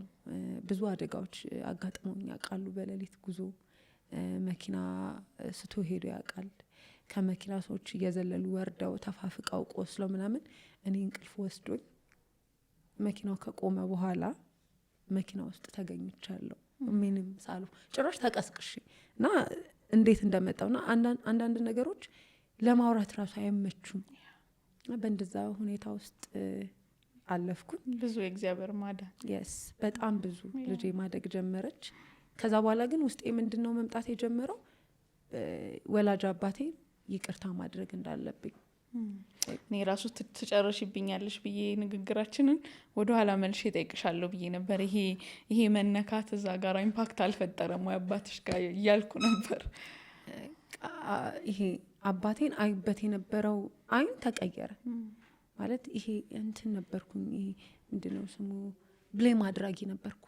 እንዲህ ተደርጎ እንዲህ ስላደረጉን እንዲሆንኩት እንዲህ በቂ ነው ምክንያቴ። ለመውደቅ የነበረኝ ምክንያት በቂ ነው። አባቴን ለመጥላት የነበረኝ ምክንያት በቂ ነው። ግን ከጌታ ጋር ሲሆን እነዚህ ሁሉ በቂ አይደሉም። እኔ እንዴት ይቅር እንደተባልኩ ማለት ሰው መድቀቅ ነበረብኝ። ከእግዚአብሔር ጋር እንደተጣላሽ ሴት እንደዛ አይደለም የተማርኩት። ስለዚህ ማድረግ ያለብኝ ፎርጊቭ ማድረግ። ከዛ ደግሞ ምን ገባኝ መሰለሽ በዛው መኖር ወይ ደግሞ የመኖር ትርጉም ሰርቭ እንደሆነ ገባኝ። በቃ ማለት ኢየሱስ ፍጹም አምላክ ፍጹም ሰው ነው የሚለውን ለመቀበል እኔ ብዙ አመት የፈጀብኝ ሰው ነኝ። ግን ኢየሱስ ምድር ላይ ሰርቭ አድርጓል፣ አገልግሏል። በቃ አገልግሎቱን አሳይቷል። ስለዚህ አሳይቶን ያለፈውን ነገር የመድገም ግዴታ አለብን። አገልግሎት እንዴት ነው ሚቹዋል ቤኔፊት የለውም፣ የጋራ አይደለም፣ ምላሽ ተጠብቂበት ነገር አይደለም። በቃና ከዛ ግን ይሄ የመልካም ወጣት ፕሮጀክት ደግሞ በደንብ ረዳኝ። ስለ ፎርጊቭነስ ትዝ ይለኛል በዛ አመት ሙሉ ሰው እንዴት ወላጁን ማክበር በራሱ ይቅር ማለትን እንደሚያካትት እና መልካም ወጣት ግቢ ሆኜ ለአባቴ ቴክስት አረኩለት ረዥም በጣም እንደምወደው በጣም ይቅርታው እንደሚያስፈልገኝ ምርቃቱ ሊያመልጠኝ እንደማይገባ በቃ ነፍ ነገር ነው ለአባቴ የጻፍኩለት እንኳን ኖር ይሄ እንዴት ነው እስክጽፍለት በዛ በኔና በአባቴ ጸብ መሃል አባቴ አልፎ ቢሆን ኖሮ ይሄ ማልድነው ጸጸት ይኖረኝ ነበር ማልፈልገው ጸጸት ነበር ውስጥ የሚገባው እንኳን ኖር እስክል ከዛ በኋላ ሊታመም እንደሆነ እንኳን እኔ ምንም አላውቅም እና የእግዚአብሔር ፕሮግራም በጣም ነው የሚያስገርመኝ ላክሽለት ይቅር በለኝ በጣም ረዥም ቴክስት ረዥም እና ግን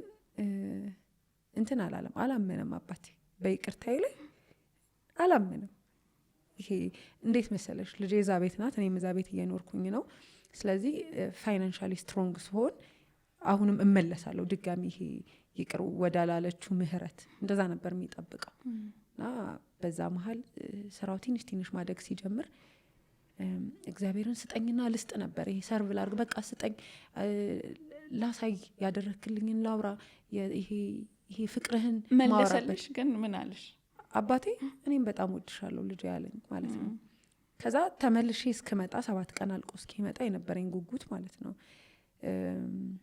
መጥቻ ያልኩት በአካል እግሩ ላይ ወድቄ የሚገርምሽ አባቴ ይቅርታ ጠይቆኝ ይቅርታ አልቀበልም ያልኩ ሰው ነበርኩና ፕራውዱ ላሆን ነበረ እንትና እኮ ጥፋተኛ መሆኑን አምኖ ይቅርታ የሚጠይቀኝ ሰው ነኝ አይነት ነገርና ወይኔ ምህረት አልኩ ማለት ይሄ በረከቴና ሲዣለው እኔ ነኝ ይቅርታ ማለት የሚገባኝ እንደገና ደግሞ ሰዎች ይቅርታ እስኪጠይቁኝ ራሱ መጠበቅ አይነት ሰው ይሆንኩ አይደለም በቃ ብዙ የተደረገልኝ ነው ስለዚህ ማሳየት ያለብኝ እኔ ቀድሜ ይቅር በማለት በመተው ነው ብያምናለሁና ይቅርታ ሰዎችን የሚፈውስ መድኃኒት ነው የሚል አቋም ይደረስ እግሩ ላይ ወድቄ እያለቀስኩ ይቅርታ ጠየቅኩት አላሳመነውም ነው ማለት እስከ ይኸውልሽ መች መሰለሽ አባቴ ያመነው ከወራት በኋላ አባቴ ታመመ አባቴ ሲታመም ጅማ ሪፈራል ሆስፒታል ወደ ጳውሎስ ጻፉ የታመመው የብሬን ቲዩመር ወደ ካንሰር ተቀይሮ ስለዚህ በዛን ሰዓት እኔ ትንሽ እንቀሳቀሳለሁ ትንሽ እጄ ላይ ብር አለ ግን ይሄ የብር ቫልዩ ገብቶኛል ያን ጊዜ በትኝ ዋጋ ከፍዬ የለ ስለዚህ አባቴ ይጠብቅ የነበረው ከኔ ብር ላይ አውጥቼ ትራንስፖርት እንኳን እንደማልከፍል ነው እንደዛ መሆን አልቻልኩም ለአባቴ ሕክምና ያልገባውበት ቦታ የለም በብድር ደረጃ ጌታ ሞገስ ነው የሆነኝ የጠየኳቸው ያበድሩኝ ነበር እቃ ማመጣላቸው ሰዎች ገንዘብ ይሰጡኝ ነበር ምናምንና ቤታችን ሰዎች ተሰበሰቡና ያው አቅም ስለሌላችሁ የእርዳታ ወረቀት አሳትሚ አትሊስት ይሄን አድርጊ ሲባል ጌታ አደባባይ ላይ ለክብር እንጂ ለውርደት አያቆመንም እኛ እዚህ ቤት ጌታ ገብቷል ይሄ ጌታ አይወጣም እና እኛ ደግሞ ይሄ ተዋርደን አንቆምም ጭራሽ አንለምንም አልኩ በቃ አንለምንም አባቴን እኔ ያሳክማለሁና ብዙ ሰዎች ኢጎ ነው በቃ ይሄ አንዳንድ ሰው አባቷን ልትገል ሕክምና ከልክል አይነት ነገርና አባቴን ቁጭ አድርጌ ጠየቅኩት መታከም ትፈልጋለህ አይደል አዎ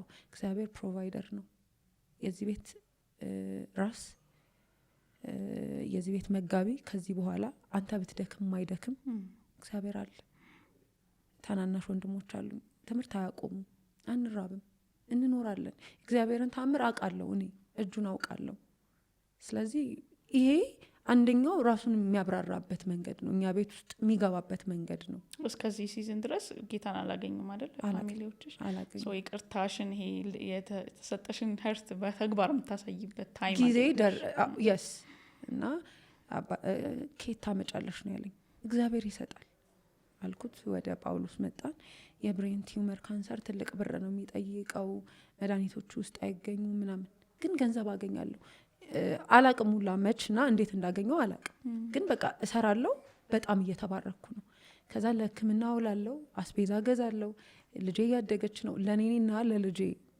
መድረስ ያልቻልኩ ሰው እኔና ወንድሞቼ እናቴ አባቴ ታማሚው ምናምን ሁሉንም ሰው ጌታ ይመግብ ነበር እና ለነገዬ እንትን አይደለም ልክ መና ሲወርድላቸው አሳድሮ እንደተላ ለነገ እሱ እንደሚያዘጋጅ አውቃለሁ ዛሬ ለሕክምና ተጠይቆ ምን በላው እኮ የለም አልልም ይወጣል፣ ግን ደግሞ ጌታ ያዘጋጅ ነበርና በብዙ መባረክ ግራ እስኪገባቸው ድረስ ቤተሰቦቼ ማንም ሰው 10,000 5,000 ሳይሰጠን የአባቴ ሕክምና ይሄ ሕክምናውን ስንጀምር ራሱ ብሬን ቲዩመር ወደ ካንሰር ካደገ ስቴጅ 4 ደርሷል አሉን ጳውሎስ።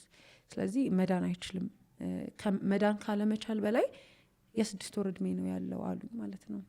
ከዛ አይ ሬር ነው 105 ሰዎች ከ3 ዓመት እስከ 5 ዓመት ይኖራሉ አለች ዶክተር ሰላም ትባላለች። የኔ አባት አልኳት ከነዛ 5 ሰዎች አንዱ ነው እና ደነገጠች። ማን ነው የሚያሳክመው አለች። እኔ ምንድን የምትሰሪው? ሰልዋጅ። እንዴት እየከፈልሽ ነው? ጌታ እየሰጠኝ እና ግራ ነው የሚያጋባው። አባቴን አስተኛለሁ ጳውሎስ፣ የሌሊት ወደ ጅማ እመጣለሁ እና ሰዎችን ጅማ እየሄድኩ ነው አጠገቡ ያሉትን አባቴን እያያችሁ ነው ምስል ጅማ ደርሼ እመጣለሁ። ጅማ ነው ጀሞ ግራ ነው የሚገባቸውና ግን ደርሼ እመለሳለሁ። ከኔ የሆነ አንድም በቃ እኔ በጣም ደካማ ይሄ አቅም የሚጠይቅ ነገር እንኳን ለማድረግ ዝግጁ ያልሆንኩ ሴት ነኝና ራሱን ግን በቃ ይሄ ክብሩን ያሳየበት የክብሩ እቃ ነው ያደረገኝ ጌታና አባቴ 3 ዓመት ነው የኖረው እና አልነገርኩትም ለአባቴ። ሚስጥር ጠባቂው ላልነበርኩም። በፊት የሆነ ነገር ከነገርሽኝ የግዴታ ለአንድ ሰው መንገር አለብኝ፣ ያለበለዚያ እሞታለሁ። ይሄ እኔ ካራክተር ነው እና ሚስጥረኛ መሆን አልችልም እና እየነገርሽኝ ነው ነግርሽ። እኔ በጣም ይከብደኛል። አሁን ለሌላ ሰው ልነግርብሽ ነው ሁላ ልል እችላለሁ። ሰዎች አይነግሩኝም ሚስጥር። ጌታ ሚስጥረኛ የሆነ እናቴ ግፊት ያማታልና አባቴ 6 ወር ነው ያለው ተብሎ ተነግሯል ብዬ ብነግራት ምንድን ነው የምትሆነው? ለአባቴስ በቃ አይኖርም ብዬ እንዴትስ እነግራለሁ? ለማይኖር ሰው ሳክሪፋይ እያደረግኩኝ ነው። ማቆም አለብኝ ወይ?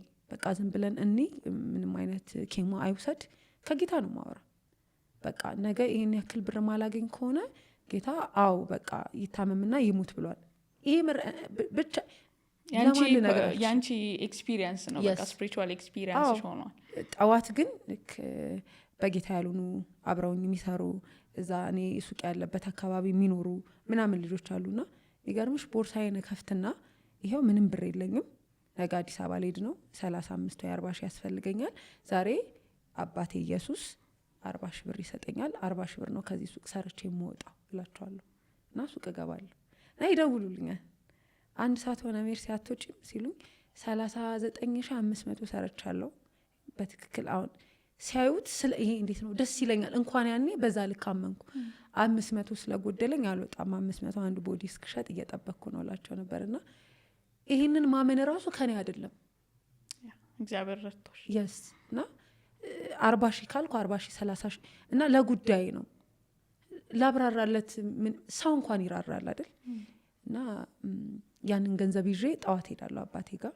እንደዛ እያልን ይሄ አንድ ቀን ይሄ 2ኛ ነው 3ኛ ኬሞ ሲመጣ ሩም ይዘን በህይወት ሻለ ያንን ኬሞ ስንመጣ ቤታችን ጎርፍ ይገባል። የሆኑ ሰዎች መጡ፣ አባቴን ምክር መከሩት። ቤትህን መሸጥ አለብህ ማለት ይሄ የብሬን ቲዩመር አፍንጫው አካባቢ ነው እጢው ይሄ አድጎ የነበረውና በጣም ያፍነዋል። ቤታችን ጎርፍ ይገባል። ያው ድስት ምናምን ሁላ ነው የሚያንቀሳቅሰው። የቤት እቃ እንደዚህ ያናውጣል። የሚገባው ጎርፍ ሰው ነው ገብቶ የሚቀዳልን ምናምን እና ብትሸጥና ብትታከምበት ተከራይተስ ብትኖር ምናምን አይነት ሊገዛ የፈለገ ሰው አባቴን አማከረው። አይሸጥም አልኩ። እዚህ ትልቅ ቤት ይሰራል እና የሚያልፍ ሰው ሁሉ አያቸው የእግዚአብሔርን ስራ ይላሉ አልኩት ማለት ነው። ናቺን ነገር ስል ቤቱን እንኳን ባሰረ ያለ በህይወትሽ በጣም ብዙ አጥፍተሽ ታውቂያለሽ፣ በጣም ብዙ ጥሩ ነገር አድርገሽ ታውቂያለሽ። ጌታን እንደመቀበልሽ ግን ትክክለኛ ነገር አድርገሽ አታውቂም አለ አባትሽ። እና ይሄ በጣም ደንግጠሽ ቢደግመው አልሰማውም። እኔ አልሰማውም። በቃ እንዳልሰማ ነው የሆንኩኝ። አምልጦት ስለመሰለኝ 3-4 ጊዜ ነው እጄን ይዞ ያለኝ። አምልጠሻል፣ ድነሻል ምናምን አለኝ። ደነገጥኩ፣ በቃ ደነገጥኩ። እና ምን ያህል ይህን ጌታ እንደሚፈልግ ገባኝ፣ ምን ያህል እንደሚወደው ገባኝና ወዲያው ምን ገባኝ፣ የምር አምልጫለሁ። ትዳር ኖሮኝ ልጆች ወልጄ ምናምን እድር ገብቼ ማህበር ኖሮኝ ቢሆን ኖሮ ለካ ጌታን በዚህ ልክ እየተጠማው ለዛ ማህበር ለዛ እድር ለዛ ሆይ ሆይ ለሚል ምናምን ነገር ለካ እድሜን እገብራለሁ እንዳባትሽ ያስ እየገባኝ ለካ እውነቱን እያወቅኩኝ እንደዛ ነው ያልኩኝ። በቃና በጊዜ ነው ጌታ ያገኘሻለኝ። ብዙ የእግዚአብሔር ማዳን ቅድም እንዳልኩት አንዳንድ ታምራት ከዛ ታምራት በኋላ በቃ ህይወት ይመስለንና ደግሞ ሌላ ሲመጣ ሌላ እግዚአብሔርን ኤክስፒሪየንስ እናደርጋለን። አባቶቻችን ለእግዚአብሔር ስም ያወጡለታል ነበር መጽሐፍ ቅዱስ ላይ እንደተገለጠላቸው የማዳን አይነት እንዲህ ነው እንዲያ ነው ሲሉት እግዚአብሔርንና እንደዛ ፊል እያረኩ ነበር። ሜርሴ የሆነ ቦታ ማዳኑ ሲመጣ ማቅረቡ ሲመጣ ከዛ ሞገስ መስጠቱ መርዳቱና ይሄ ሁሉ የሆነልሽ አንድ እግዚአብሔር ይመስገን። ምናልባት በደንብ ስቶሪውን እንትን አይምሮአችን ጭርስ አድርጎ እንዲሰማው ከነዛ 105 የሚሆኑትን ሆነ እንደ ቃልሽ አባትሽ ኖረ በዛ መንገድ መኖር የሚችለውን ያህል ወደ ጌታ ሲሄድ ልብሽ ተጠበቀ። ከዛ በኋላስ ህይወት እንዴት ቀጠለ?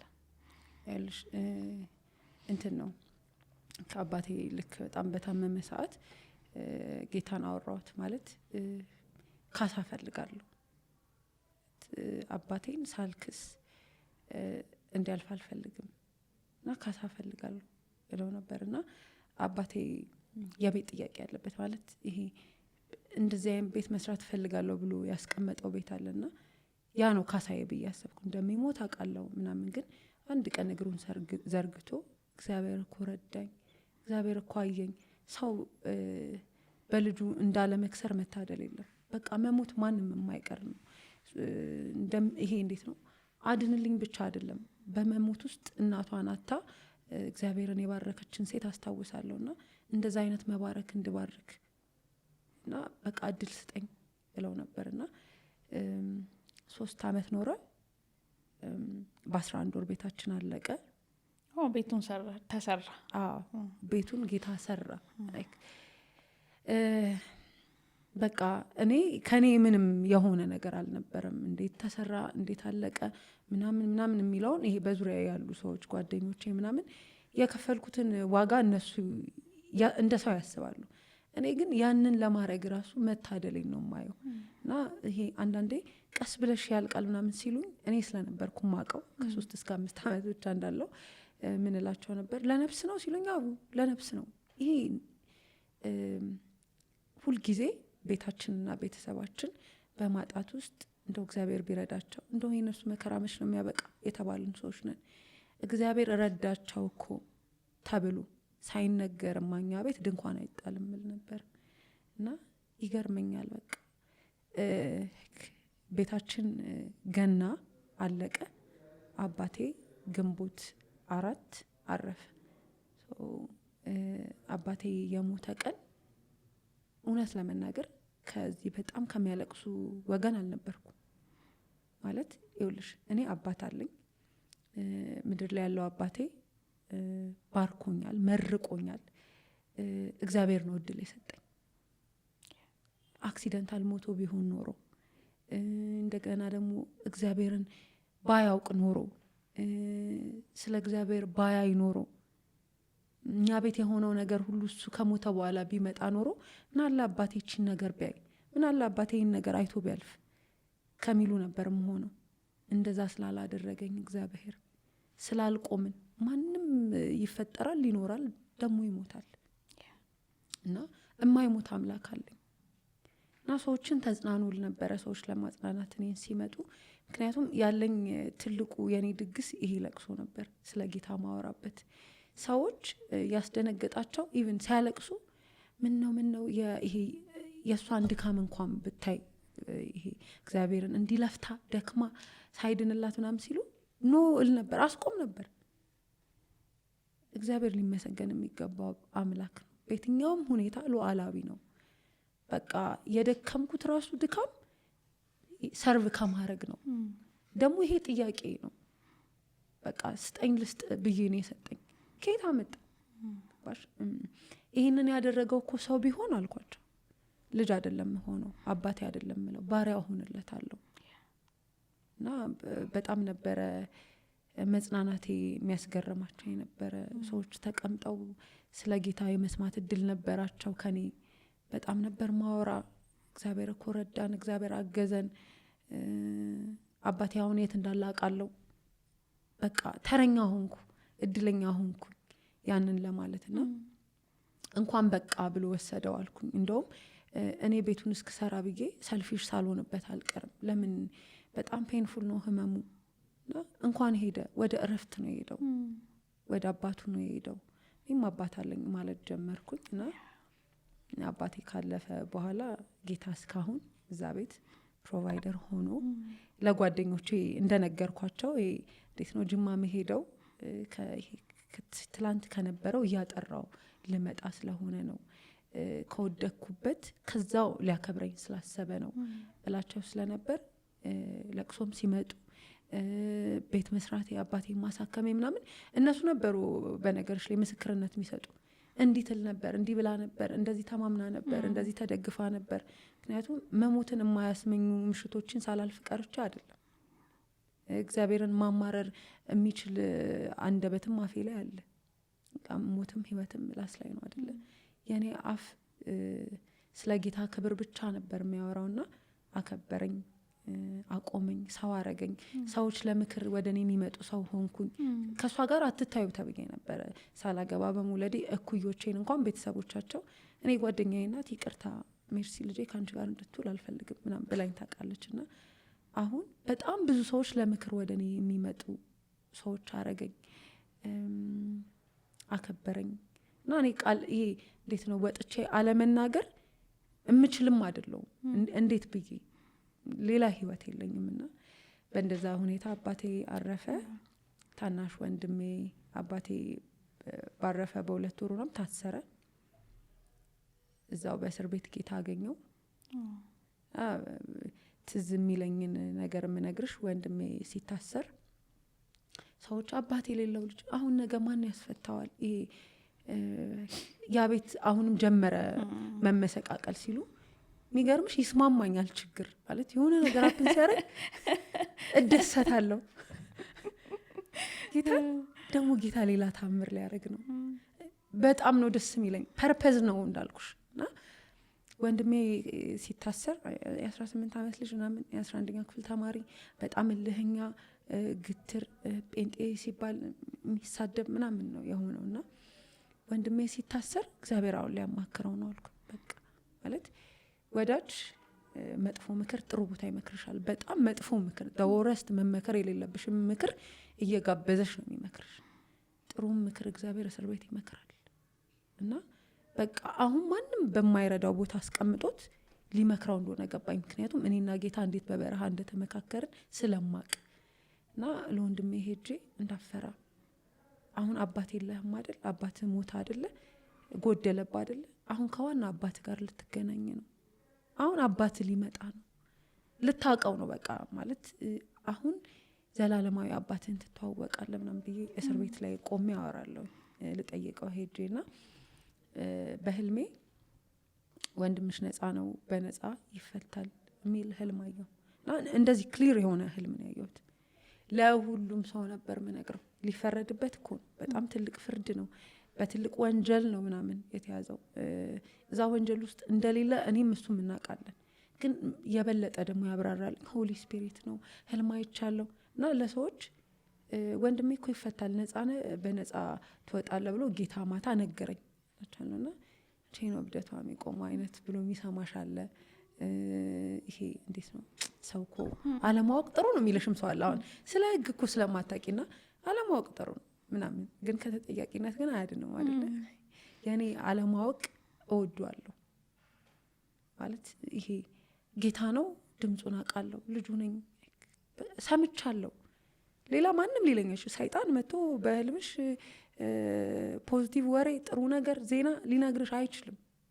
ጭራሽ ብዙ ወቀሳዎች አሉት። እና ወንድሜ በነፃ ተፈታ።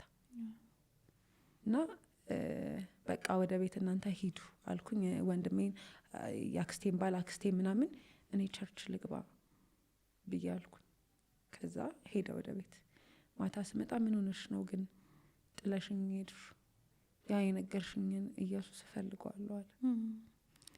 አቅነብ ታውቂያለሽ። በቃ እኛ ቤት በጣም ከመደንደናችን የተነሳ ጌታ የሚመጣው ኢምፐርሰን ነው። በእያንዳንዳችን ኢንካውንተር አድርጎን ነው እንጂ ምን ሆን ጉድ አይደለም። አንዱ ለአንዱ ተሰባብቆ ቢሆን በእኔ ብቻ የሆነው በቂ ነበር ለሁሉም ቤተሰብና፣ ግን በግል ነው እና እወዷለሁ። አሰራሩ ድንቅ ነው። ጌታን ተቀበለ።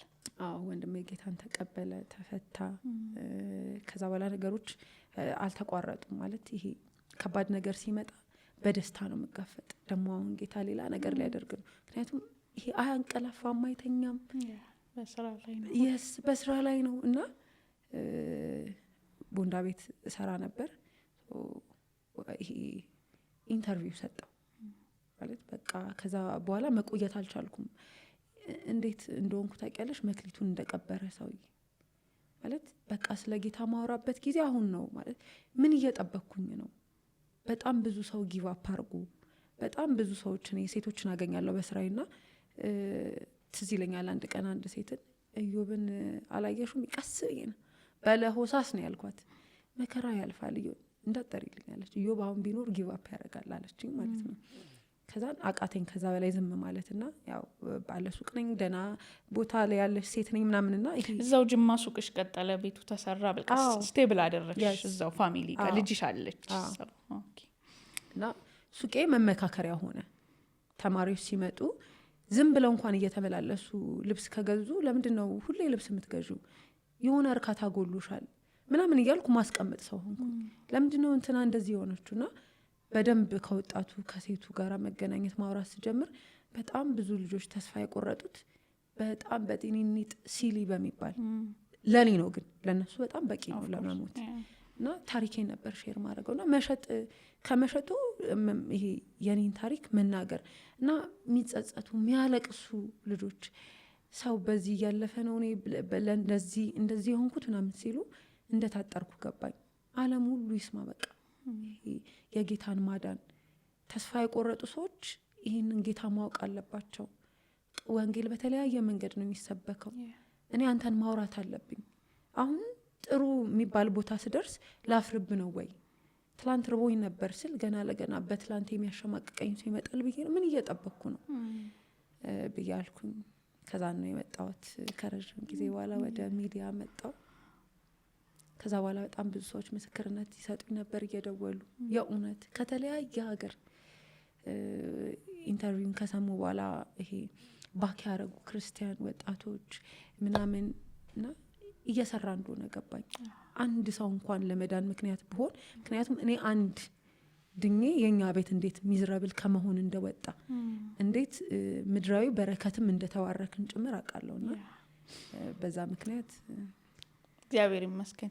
ሜርሲዬ በሴኩላር በሆኑ ሚዲያዎችም ቀርበሽ ታሪክሽን በጥቂትም በሰፊም ያጫወትሽባቸው ቦታዎች አሉና እኔ ምን አስባለሁ ዛሬ ከኋላ ያለውን ኃይል ሰው እንዲያውቅ እግዚአብሔር ነው ለማለት ማለት እግዚአብሔርን ፈጣሪ የሆነ ነገር ማትይበት ነጻነት ላይ ተገናኝተናል እና በእነዛ ሚዲያዎች ሁሉ የሰሙሽ በታሪክሽ ኢምፕረስ የሆኑ ሰዎች ጠንካራ ሴት ስለሆነች ሳይሆን ከኋላ የሆነ ኃይል ነበር የምትይበት መድረክ እንደሆነ ፊል አደርጋለሁ። ዛሬ እግዚአብሔርን ስለሆነ እያነሳን ያለ ነው በነጻነት። አንቺም በቃ እኔ አይደለሁም ስትይ ዛሬ የሰሙሽ ሰዎች ብቻ አይደለም እቺ ልጅ እንትን ሚዲያ ላይ ይቻታሉ ያሉ ሰዎችም ኦኬ ከዛ ስቶሪ ጀርባ የረዳት ኃይል አለ፣ የረዳት እሱ ደግሞ እግዚአብሔር ነው የሚሉበት እንደሆነ በጣም አስባለሁ። ድል ነው ለእኛም እሱና አሁን ሪሴንትሊ ምን ላይ ነው ያለሽው?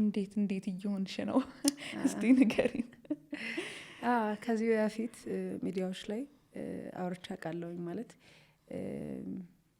የህይወቴ ዴስቲኒ ወይም ደግሞ በህይወቴ ኖሬ አደረግኩ አለፍኩ ምለው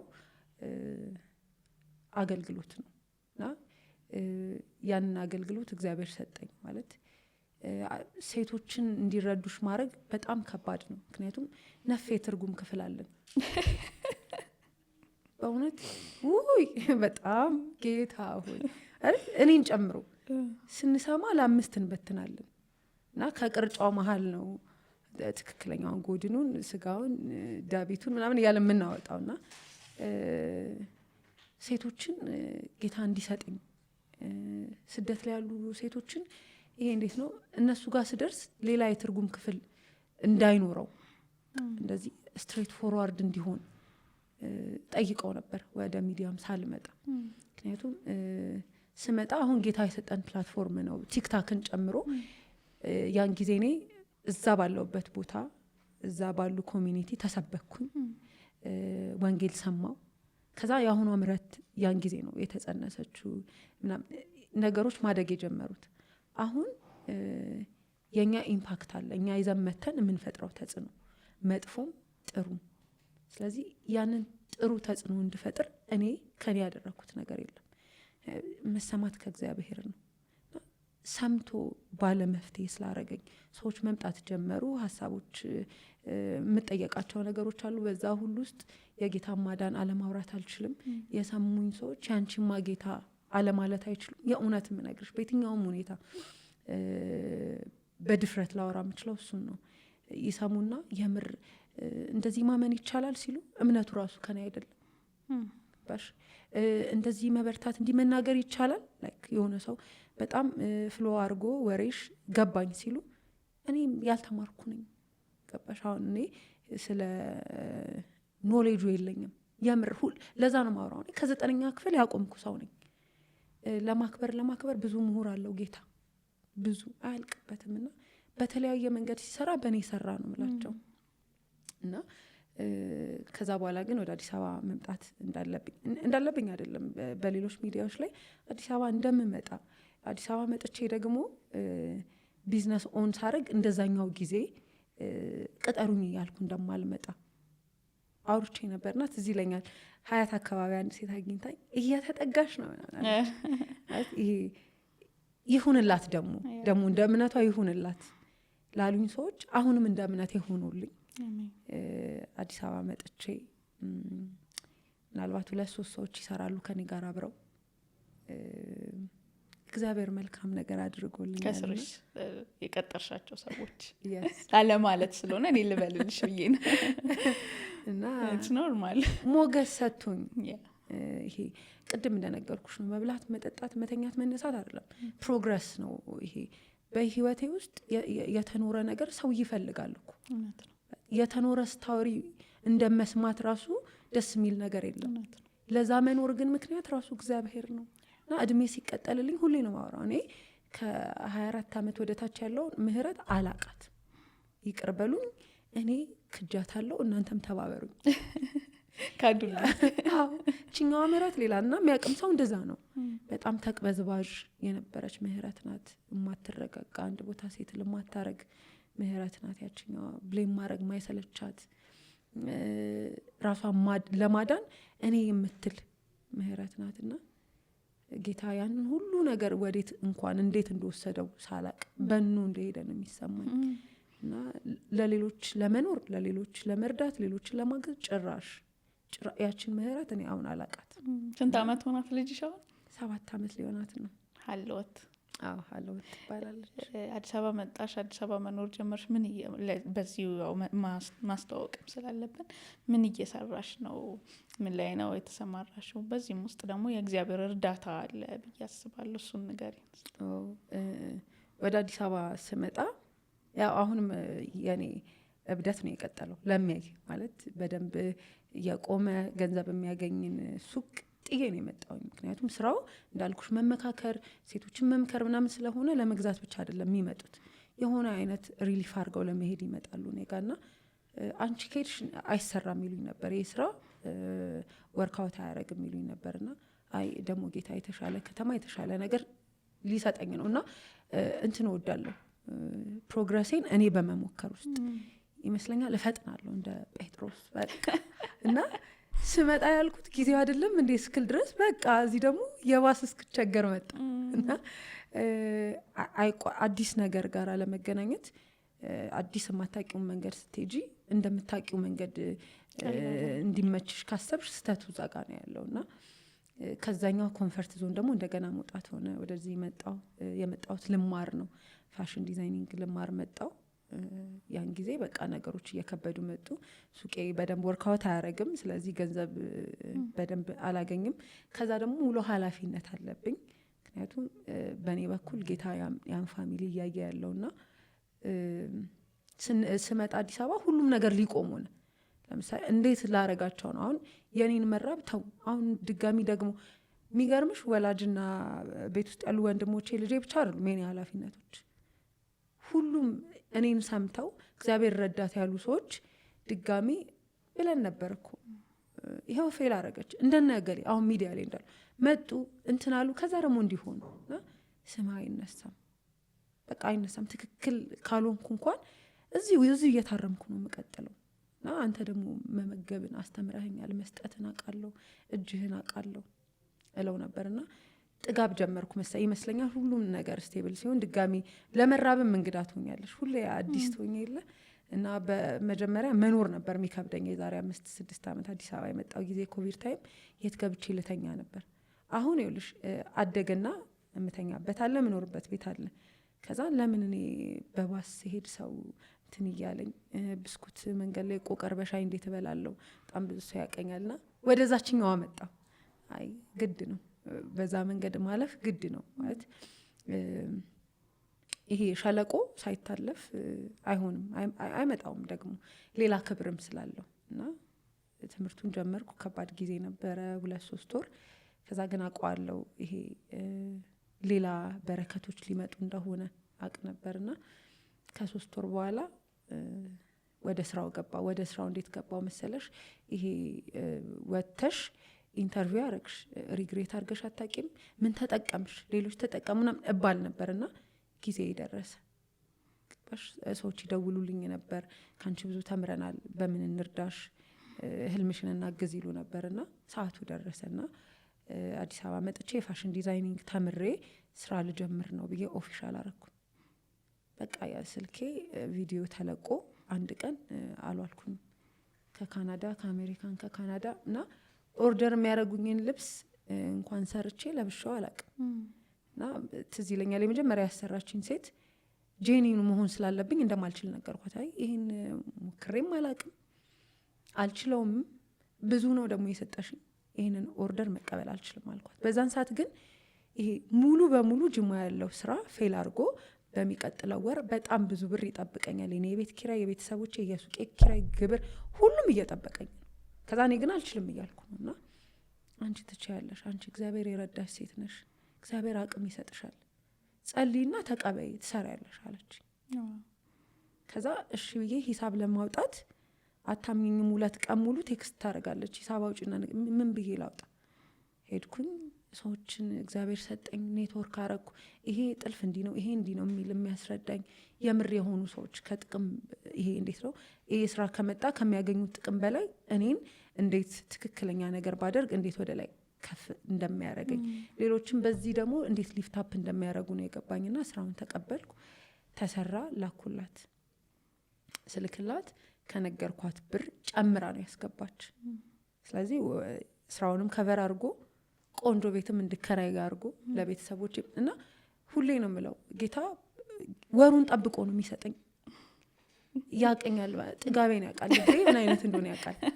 ኤክስትራ ብር ራሱ ኖሮኝ አያውቅም እስካሁን። በየወሩ ጎሎኛል፣ በደርም ተቸግሬ አልወጣም። ለወር 5 ቀን ከቀረ 5 ቀን ሲቀር የሚመጣ የራሱ የሆነ ደግሞ ፈንድ አለ እና የእጆች ስራ በምን ያህል ይሄ እንዴት ብለስድ እንደሚያደርግ እንዴት መባረክ እንዴት እንደሆነ ከዛ ደግሞ ከጌታ ጋር ስኖር ፍርሃት እንዴት እንደሌለ ገንዘብ ኖሮኝ የሚገርምሽ ኪሳራ ገና ሳይመጣ ኪሳራ ያስፈራራኝ ነበር። በውድቅ እንዴት ሆናለሁ። አሁን ግን ያለምንም እንደሚመጣ ቃለሁ። ምንጩ ራሱ ጌታ ነው እና አይቋረጥም። በቃ በእንደዛ መልኩ ነው ስራ የተጀመረው። እግዚአብሔር ይመስገን። አሁን የለበሽውም አንቺ የሰራሽው ልብስ ነው? የሳው ነው የሰራው። ለኔስ ይሰራል። እግዚአብሔር ይመስገን። እውነት በመንገድሽ ሁሉ ብዙ የእግዚአብሔር ማዳን አይተናል። እንደዚህ በዚህ አጋጣሚ የእግዚአብሔር ገንዘብ የእግዚአብሔር ታምራት መገለጫ እንዲሆኑ የኛም ቤተሰቦች ልክ እርዳታ አይደለም የሆነ ነገር ግን እየሰራች ያለች እህታችን ይሄን ቴስቲሞኒ ሰምታችሁ የጨረሳችሁ በሙሉ እንደዚህ እየደወላችሁ ኦርደር እንድታደርጓት የምር የእውነት እና አሁንም ሌላ ቀን ላይ ምናልባት እግዚአብሔር ደግሞ እንደዚህ ረዳኝ የምትይበት የበረከት ምክንያት ያድርገው ለእኛም ይሄ ብለሲንግ ስለሆነ ማለት ነው። ስለዚህ ያው እኔንም ወይ ስጦታ ትሰጪኛለሽ ወይ እኔ አይ ወይ የለውም ያው ቃል ገብታለች። ኮንታክት እኛንም ብታደርጉን እንዴት ሜርሲን ማግኘት እንደምትችሉ እንትን እናደርጋለን። ዛሬም በእጆቿ ላይ የተገኘችውን ስራ እግዚአብሔር እንዲባርክ እድል እንድትሆኑ ቤተሰቦቻችንን ኢንቫይት እናደርጋለን። ይሄ ቀረ የምትዩ ነገር ግን ካለ አሁንም እንድትይ ደግሞ በዚህ ሁሉ መንገድ የረዳሽን ጌታ እንድታመሰግኝ ፍቅርሽ እንድትገልጪ ሜዳውን ፈረሱ ነው። እሺ ትዙዬ በጣም ነው የማመሰግነው። ያው እግዚአብሔር መልካም ነው፣ ደግ አባት ነው ያለን። በቃ ምንም የማያይ ምንም ነው ያልታየ ማለት ይሄ ኳሊፋይ የሆኑ ሰዎች አሉ ብዙ ነገር አይተን ዲዘርቭ አድርገዋል ይሄን የምንለውና ከዛ ሁሉ ውጭ ነኝ። ይሄ ከቀመር ከካልኩሌት ከምናደርገው ከምናምን ውጭ የሆንኩ ሴት ነኝ እኔና እግዚአብሔር ግን አከበረኝ። ቦታዬ አልነበረም፣ ይሄ አልነበረም ቦታዬ። ባይዘው ጌታ ነው እንዲህ ፍፍ ብሎ አራግፎ እንደገና አቁሞ እና ሚራራልኝ። ባይዘው ስለ ጌታ ሳስብ ስለ ኢየሱስ ሳስብ ህመሜን የሚያውቅ በቃ የሚረዳኝ አንዳንድ ነገሮችን ሳደርግ አባ ደስ አለ ብዬ አውቃለሁ። በቃ አሁን እንደ ሰው የማወራው ጓደኛዬ ነው፣ ወዳጄ ነው፣ አባቴ ነው። ጉድለቴ ሞላ አይደለም ልሽ ጭራሽ ጉድለት እንደሌለብኝ ያወቅኩበት ነው። አንዳንድ ጊዜ ይሄ ከቆየው አሁንም ሁሌ ነው የምለው ከቆየው እጅ ሳይቋረጥ፣ ምክንያቱም የሱ እጅ አንድ ቀን ቢቆም የኔ መቀጠል ምንም ሚዝራብል ነው። የለህም እያልኩኝ በቃ የለህምማ ከተባልኩ እዚህ ቦታ አልገኝም ማይል አባት ነው እና በቃ ኢየሱስ ሁሉ ነገሬ ነው፣ መኖሬ ነው።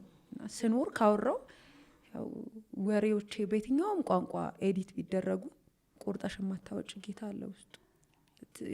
በደንብ ትዝ ይለኛል ሰዎች ኢንተርቪውሽን ሰምተን ሳንወድ በግድ እንደው ሜንሽን ማድረግ ካለብኝ ህሉ የመጀመሪያ የስልክ ጥሪ ከህሉ ነው፣ ከፓስተር ህሊና ነው የመጣውና ኢየሱስን በአራዳ ቋንቋ የሰበከች ሴት አንቺን አየሁ አለች እና ፈልጌ አይደለም ባይሆን ሁላ ይሄ ምንም አራዳ ባይሆን ፋራም ቢሆን ምንም ቢሆን ማብራራት የምፈልገውን ባብራራው ብዬ አውቃለሁ። እግዚአብሔር መልካም ነው። ደግሞ ይሄንን መድረክ ስላዘጋጃችሁ ከቅድም ጀምሮ ያወራሽ ነበርና ኢየሱስን በነፃ የምናወራበት ምክንያቱም ኢየሱስ የሚለው ጠፍቶም ተቆርጦም ምናምን ወጥቶ ያውቃልና አንዳንዴ ከንግግሩ የተነሳ ሰው ይለያል። በቃ ሰው ጌታን ሲያውቅ ሌላ ነገር ሊያወራ አይችልም እና ኢየሱስ ሁሉ ነገሬ ነው፣ አባቴ፣ ጓደኛዬ፣ ሚስጥረኛዬ፣ ወዳጄ፣ ሁሉ ነገሬ ነው እና ሰው ቢሆን እላለሁ ይሄ የተደረገልኝ ራሱ ከሰው ቢሆን ኖሮ ወይ ደግሞ ይሄ በጂን ተዛምደሽ ከወላጅ ወይ ከዘመድ ቢሆን ኖሮ በውለታው ምክንያት ባሪያ ነው መሆንለት። አባት ነው ያረገኝ፣ አባት ሆኖ ልጅ ነው ያረገኝ እና ባርነት ራሱ ቦታው ይበዛብኛል። ምክንያቱም ለባርነት ራሱ ሌላ ከባሪያ ተወልደሽ ነው እዛ ቤት ልትገኝ ከባሪያ ዘር የምትችው። እንደዛ አይደለም። የኔ ፈልጎ ነው ያገኘኝ። እኔ ጌታን አግኝቼው ምናምን አይደለም፣ አግኝቶኝ ነው። እና እግዚአብሔር ለኔ መልካም ነው። በጣም ነው እናንተንም እማመሰግነው። እግዚአብሔር ያክብርልኝ። ሜርሲ እንወድሻለን። ተከናወኝ በሌላ ክብር ሌላ የእግዚአብሔር ማንነት ደግሞ የእግዚአብሔር ማዳን ተገልጦልሽ እንድንገናኝ እንናፍቃለን። በጌታ የተወደድሽ እህታችን ቴንኪዩ ሶ ማች ስለመጣሽ። በጣም ነው እዚህ የማመሰግነው። ዛሬ ከእህታችን ዲዛይነር ሜርሲ ጋር በነበረን ቆይታ ብዙ የእግዚአብሔርን ማዳን እንዳደመጣችሁ ተስፋ አደርጋለሁ። ይህንን የእግዚአብሔር ማዳን ብዙዎች ጋር እንዲደርስ አሁንም ደግሜ ጠይቃችኋለሁ። ፍቅራችሁን በተግባር ሰብስክራይብ፣ ላይክ፣ ሼር በማድረግ እንድትገልጡልን ደግሞ ያስተዋወቅናችሁን እህታችንን እንድታገኟት እና እየሰራች ያለችውን ስራ ሰፖርት እንድታደርጉ በጌታ ፍቅር መጠየቅ እወዳለሁ። ደግሜ በነበረን ቆይታ እንደተጠቀማችሁ ባለሙሉ ተስፋ ነኝ። በቀጣይ በሌላ ሰማያዊ ሀሳብ በሌላ እንግዳ ወደ እናንተ እመጣለሁ። አብሬያችሁ የነበርኩት እህታችሁ ትዝታ ተክሉ ነኝ። ተባረኩ።